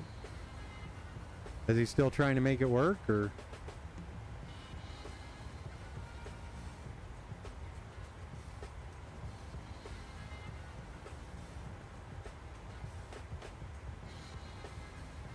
Yep. Yep.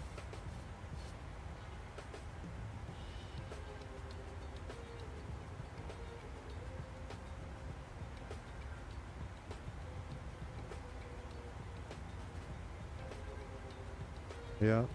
It does. I mean, it does take a minute to sort of get it going, but that if it weren't for that H2 reverb, or yeah, that HP reverb G2, I don't know that I'd get into VR, because I mean the price point was perfect, and it is without a doubt probably the best entry-level VR headset you can get, and then it's only uphill from there. So.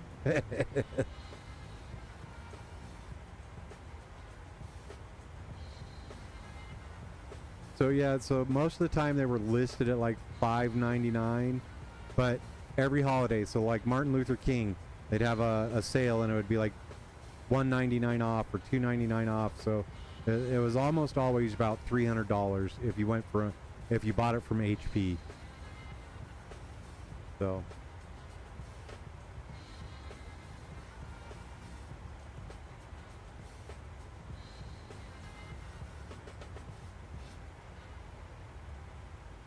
Yep. Yep. Yep. Yep.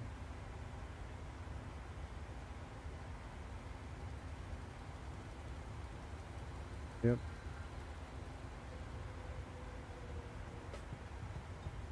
Yep.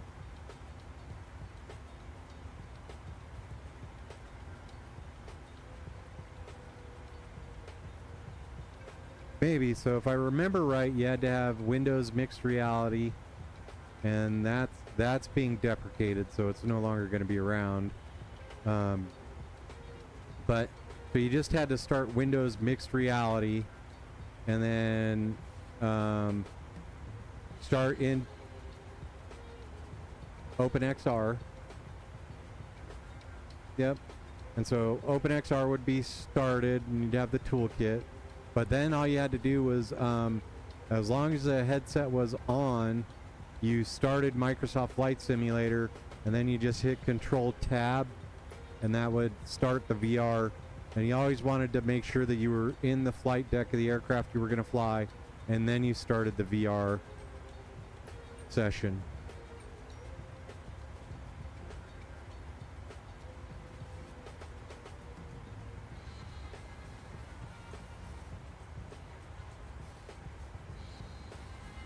Yeah.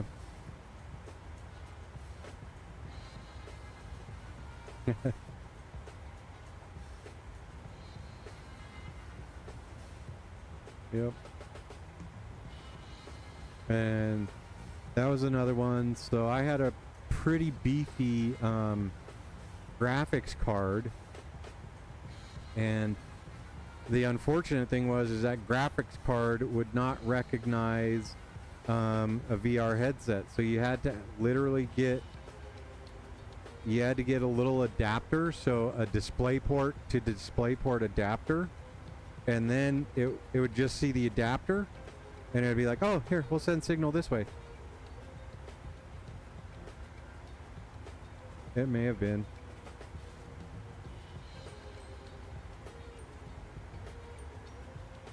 Okay. Yeah, 3060, that's a doable card. Mine was a 3090 Ti, so.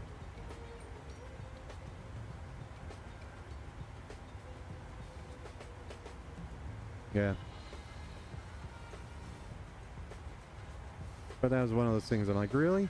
This super high-end graphics card, and it doesn't recognize that the DisplayPort is going to a VR headset.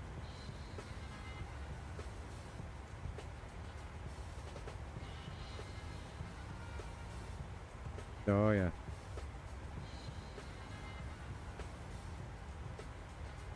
So how you doing back there, Orc? Nice.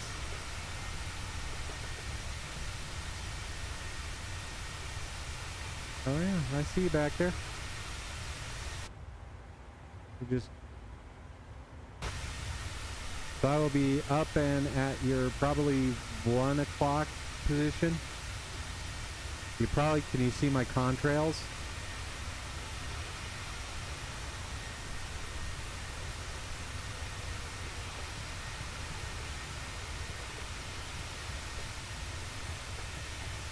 Yep.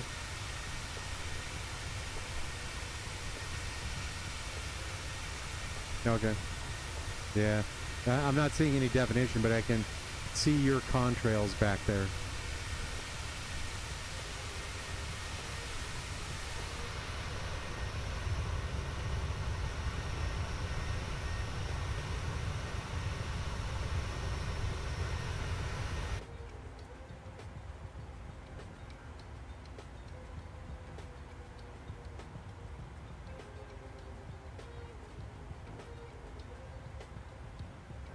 Yeah.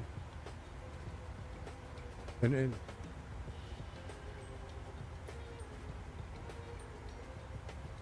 yeah, you don't want to use Steam VR. Let me see. Wait. No, you have to start the Steam VR, and that's it. You just have to start it. You don't actually start Microsoft Flight Simulator from in Steam.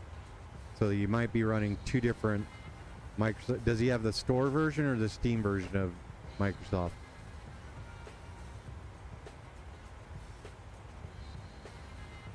So if he has the store version, you don't start it from inside Steam VR. You just get it started, so you're in the little living room area. Then you take the headset off and you click on the Microsoft Flight Sim icon. You start Microsoft Flight Sim and it should say Enter VR. Hit Control Tab or whatever. And if it doesn't say that, then you just got to restart it.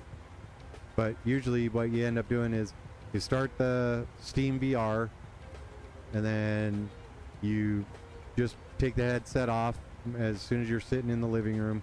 Then you go start Microsoft Flight Simulator. Then you go pick your airplane, pick your airport, fly now. I have started my descent.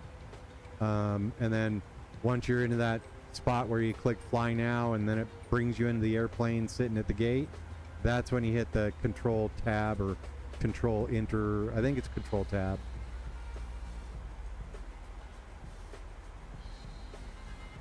OpenXR, you do run that. That's just in the background.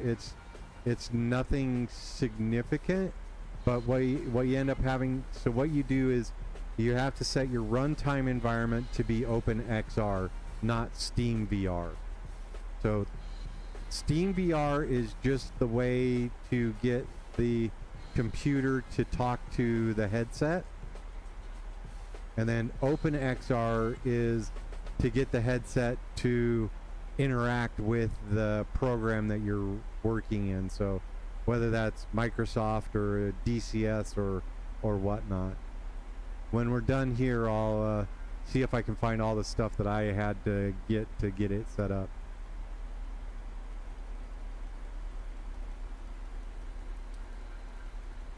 Yeah.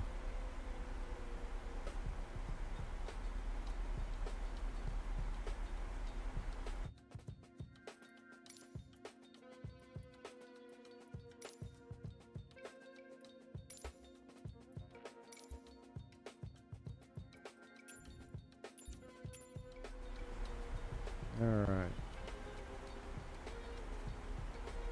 I am on my descent.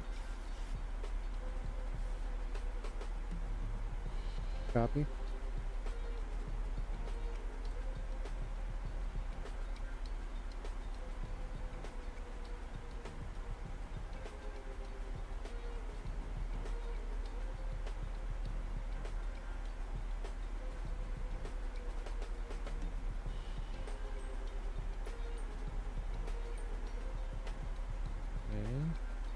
On 122.8, I'm going to go ahead and announce my intentions.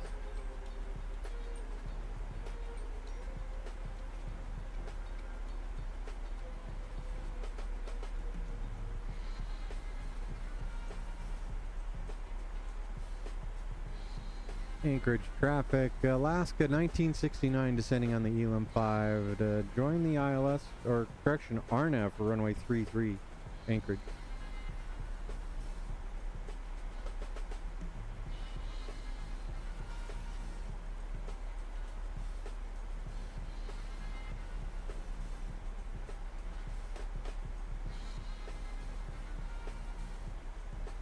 And low.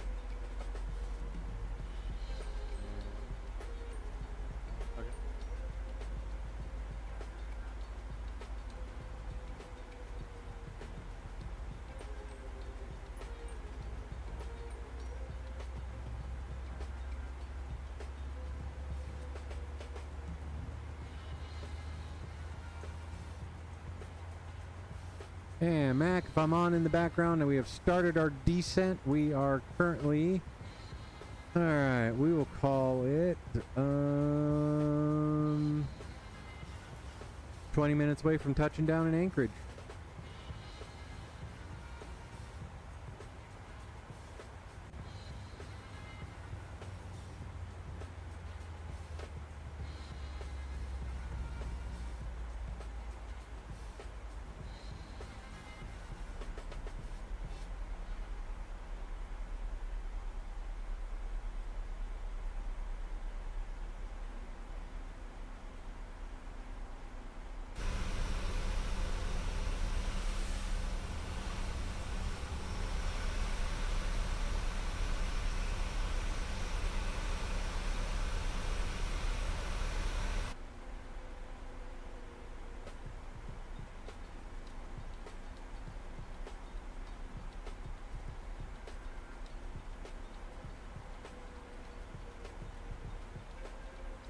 Excellent.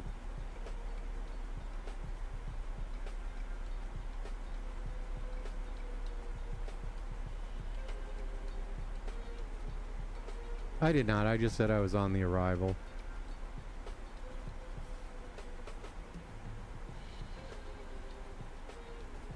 Correct. For runway 33. Join the RNAV runway 33.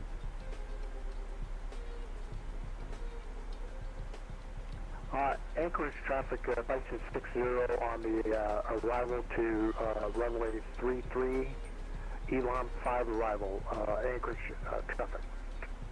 There you go. Have you started your descent? Okay, so when we went in and we changed those numbers,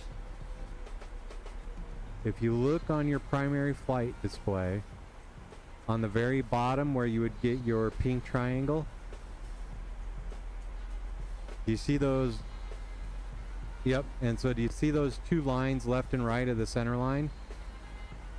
Did you notice how they got the space between them got much smaller? But that's a visual representation of what we set for 0.11. And so then the altimeter here is 30.25.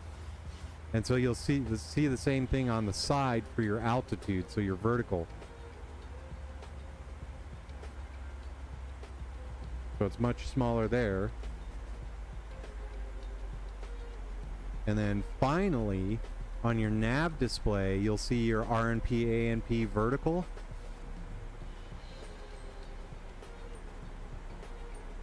And that little pink bracket got smaller.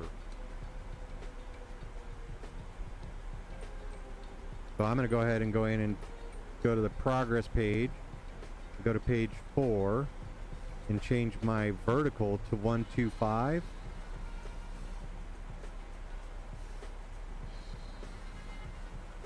And now you'll see it got really small.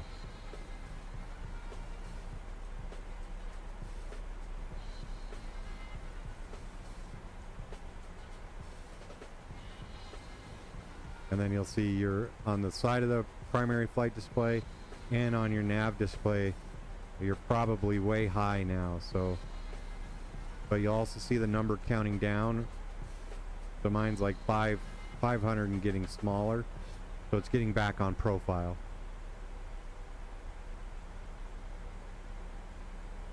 So right below on the navigation display, right below where it says RNP 125, ANP 105 or something. So is there a number there in white? Okay, but below that little bracket, is there any numbers? Okay. Is your little pink diamond right in the middle? Okay. Okay. Oh yeah, they're spectacular too, so.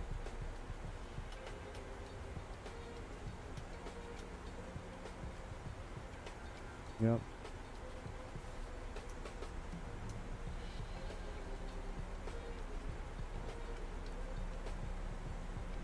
I am doing good. I'm getting ready to start my turn to join the RNAV for runway 33. And the CTAF frequency here is the tower frequency, 118.3. So once we join the RNAV,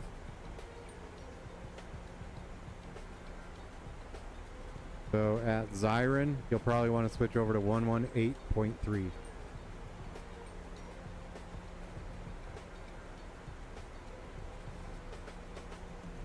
Yep.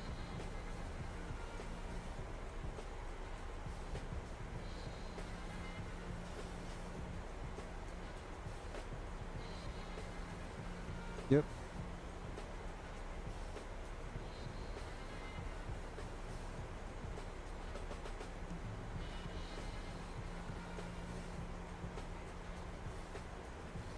And I am making my turn at Elam.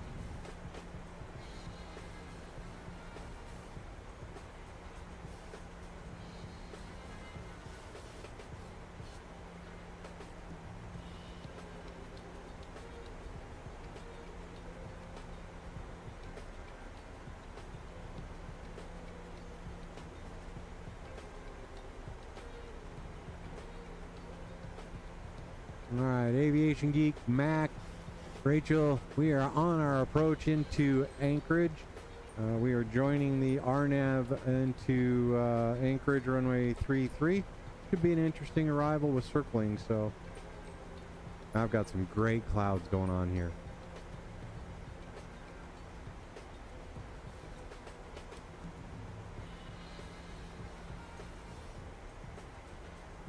Yeah, a little bit.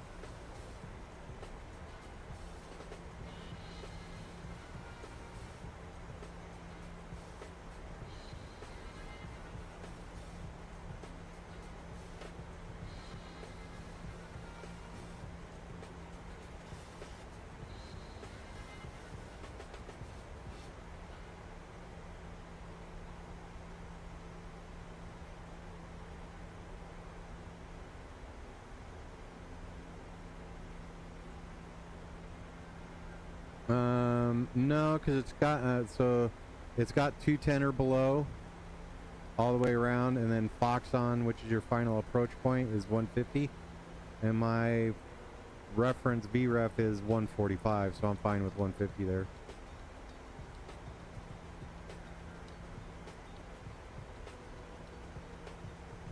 I'm still at 240 right now, but at JMOT it has me at 210 or lower, 210 Bravo. Okay. And then 210 all the way around the circle till Herky. And Herky is our final approach fix. And then final approach point is Foxon.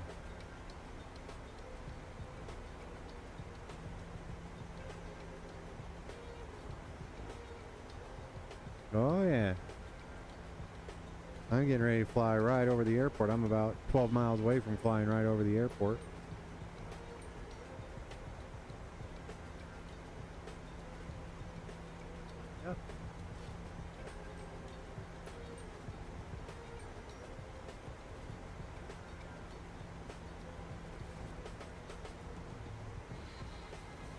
Yeah, probably some noise abatement and yeah, keeping us out over the water so we can get lower without hitting the mountain.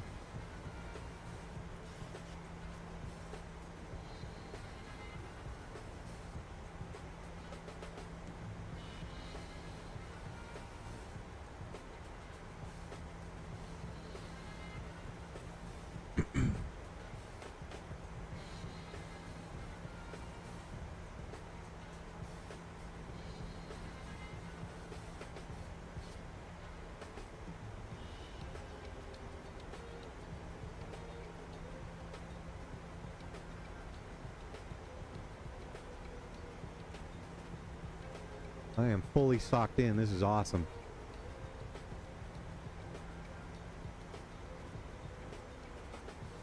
Yep. Oh yeah. Oh, I don't know if yours is gonna do it, but I came through like this little valley of clouds. It looks amazing.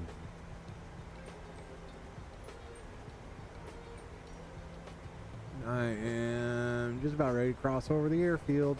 So.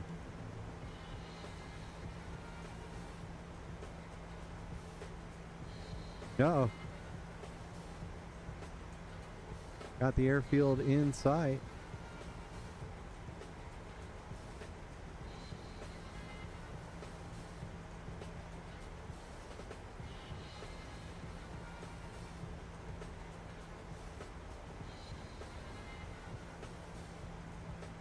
I got somebody coming opposite direction. I got him out there. Anchorage traffic, Alaska, 1969, 5 miles crossing directly over the airfield at 3,000 feet, joining the RNAV runway 33, switching to CTAF. There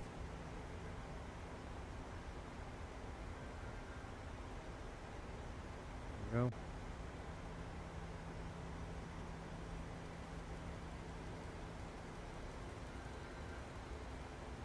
Anchorage traffic, Alaska, 1969, crossing directly over the airfield at 4,500 feet, joining the RNAV to runway 33, Anchorage. And traffic, Lear 11 drop through at a 5-mile final on the RNAV headed right Anchorage. And Lear, Alaska, 1969, I have visual on you. Yeah, there's a Lear. He's opposite direction, landing runway 7. Yep.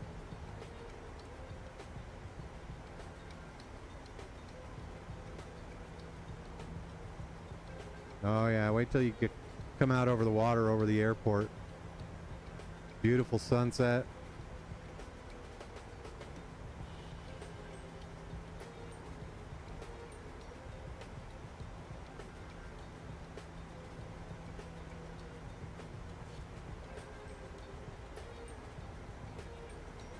Oh yeah. Yep.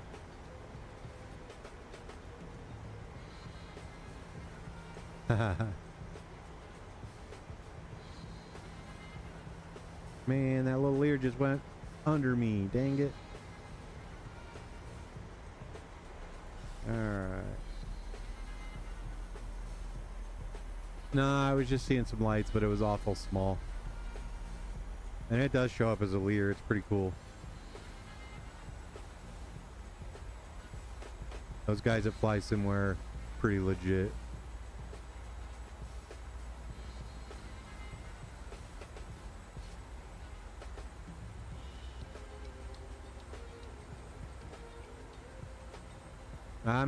I should be making a left turn. Yep, going left. Yep.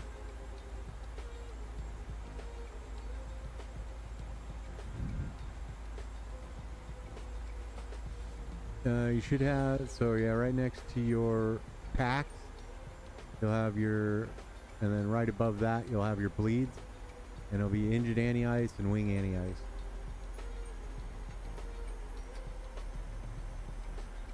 Copy?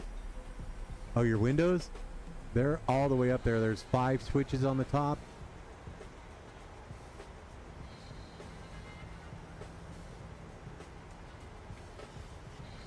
Copy.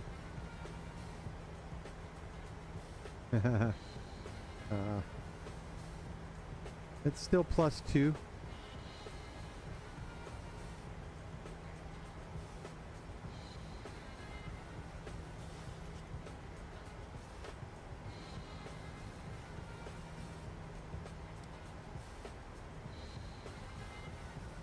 That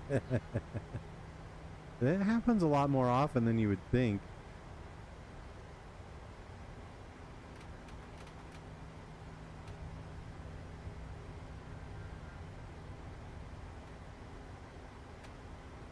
Yep.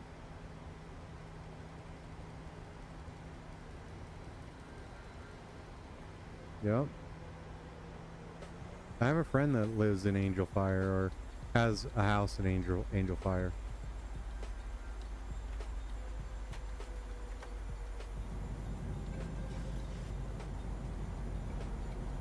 Yep.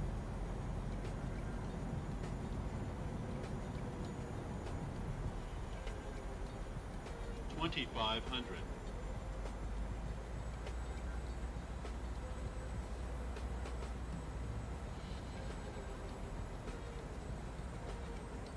Copy. I am. I see you back there. I see you, little fella. All right, here we go.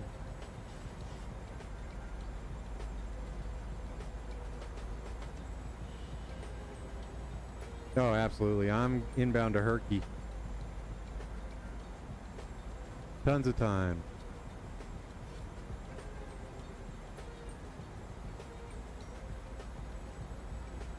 Probably want to get her down to 210 or 180.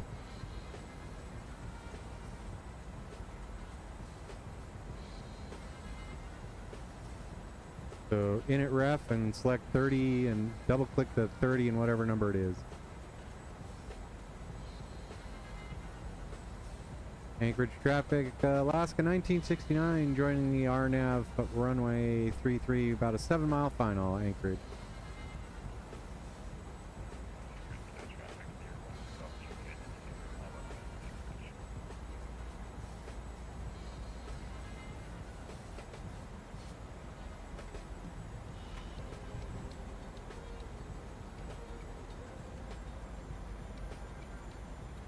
And cleared to land.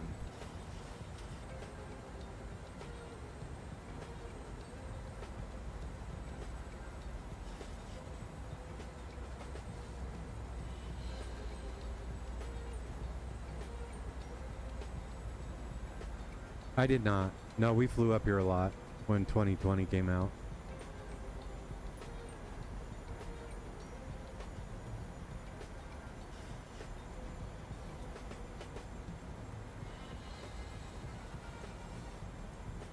Yeah. Max back.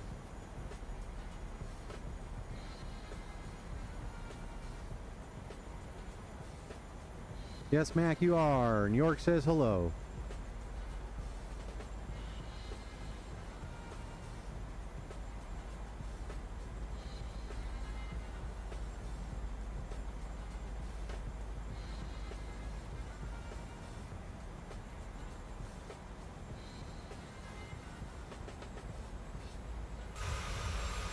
Yeah, I set auto brakes 3.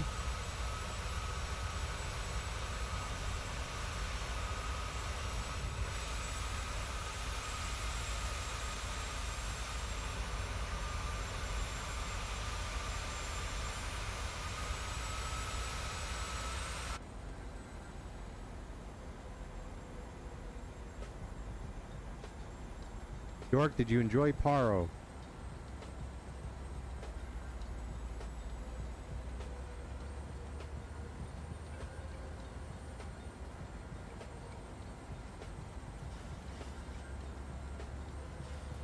Yeah.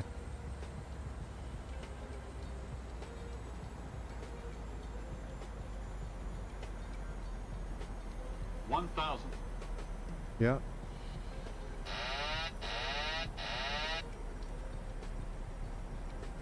It's a fun little approach.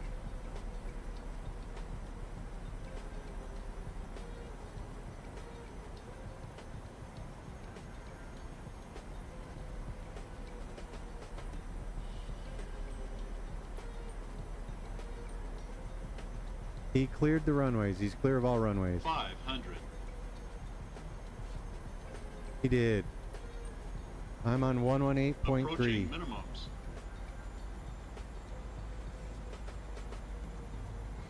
Minimums. And I hit my Anchorage minimum. traffic, Bison 60 on final for runway 33. Anchorage traffic.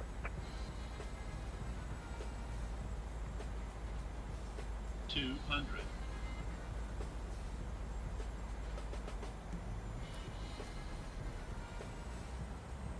100. 50. 30. 20. 10.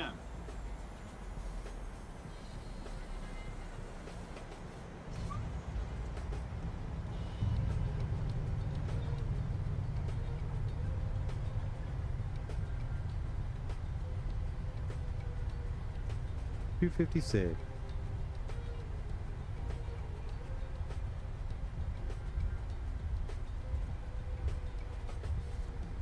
Nah, I think you have to be below 100 for a putter.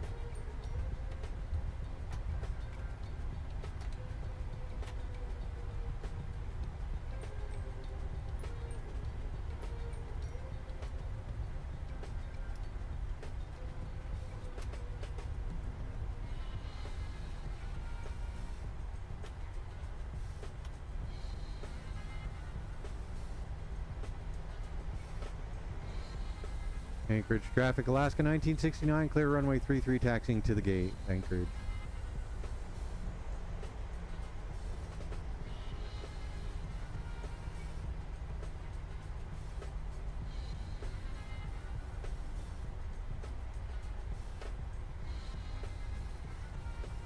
Nicely done, York. Nicely done. Be plenty of time.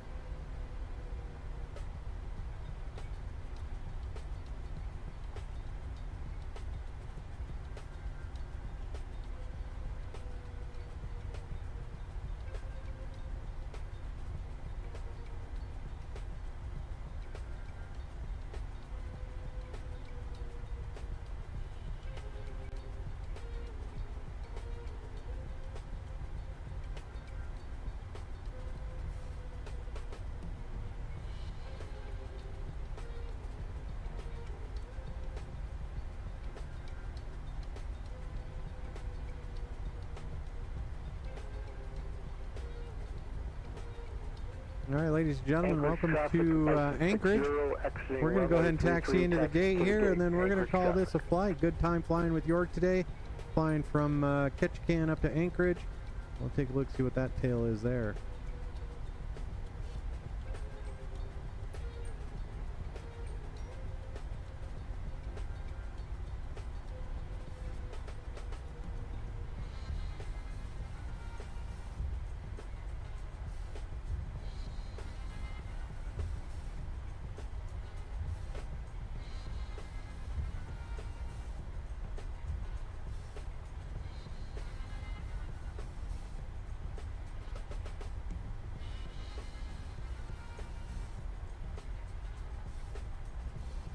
There's a big All Nippon Cargo 747 sitting up here on the ramp.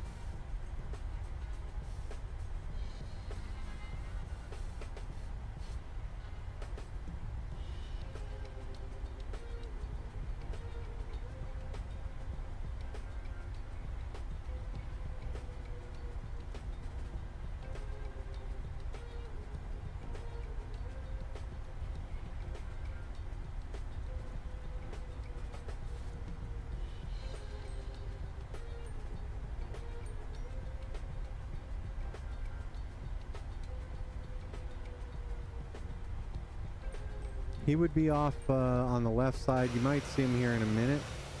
Oh no, he should be right about your 9 o'clock now. It might just be, I have a scenery of Anchorage.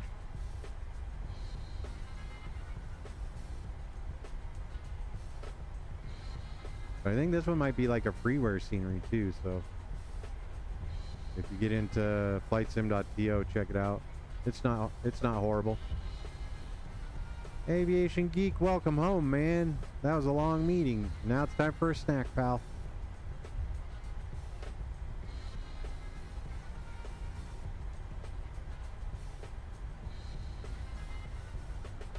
Oh, really? Yep. Oh, I'm not seeing that. They're not on VATSIM.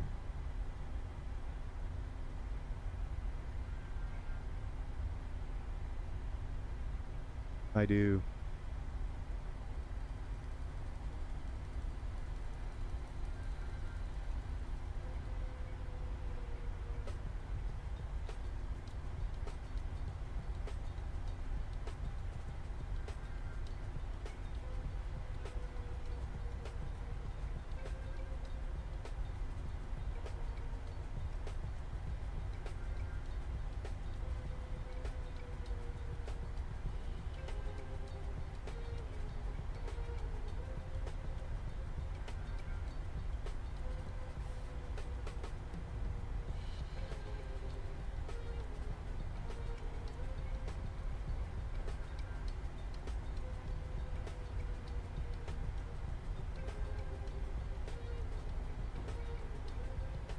I hear you. Now go get some food, young man. I'm gonna park down here on this sort of little peninsula one.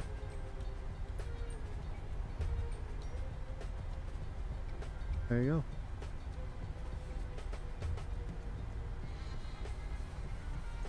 There you go.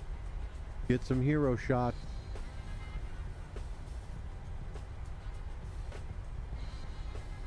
I'll go ahead and turn in now. We'll see what we can do.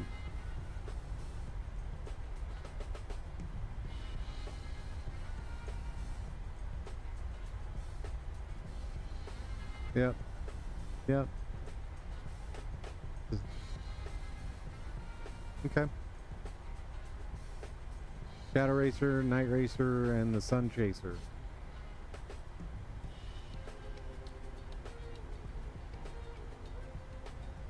The Shadower Night.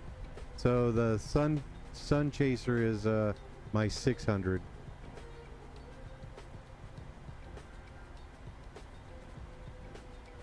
Oh yeah. Fly them all you want. They're for enjoyment.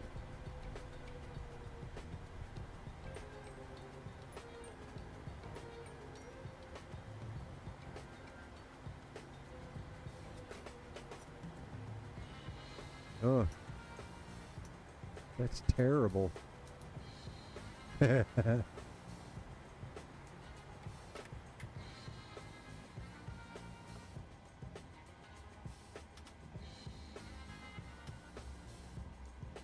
Yep.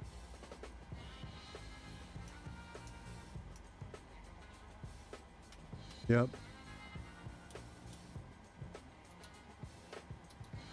It's one of their updates just kind of bogs stuff out. So, you just have to rescan.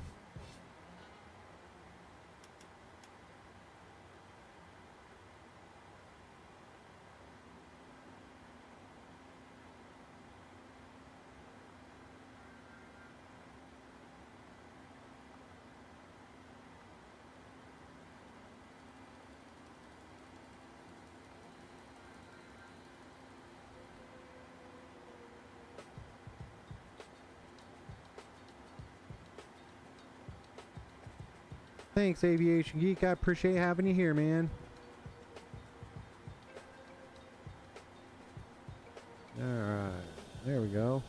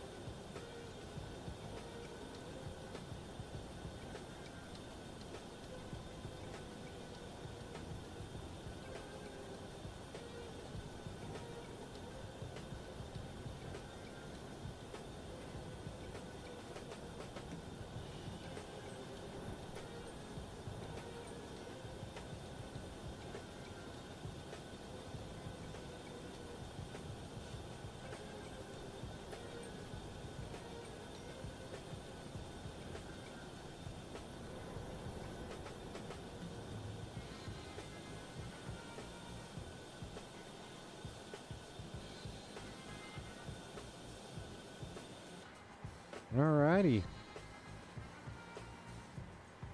Give me just a sec. Ladies and gentlemen, thanks for joining me today, this evening. Good morning. I wish you have a great one. We're going to go ahead and step out, and we'll maybe be back in a little bit. I do have to work tomorrow, so I don't know if I'll be able to stream, but until the next one, have a great night. We'll talk to you in a little bit. Thanks for joining.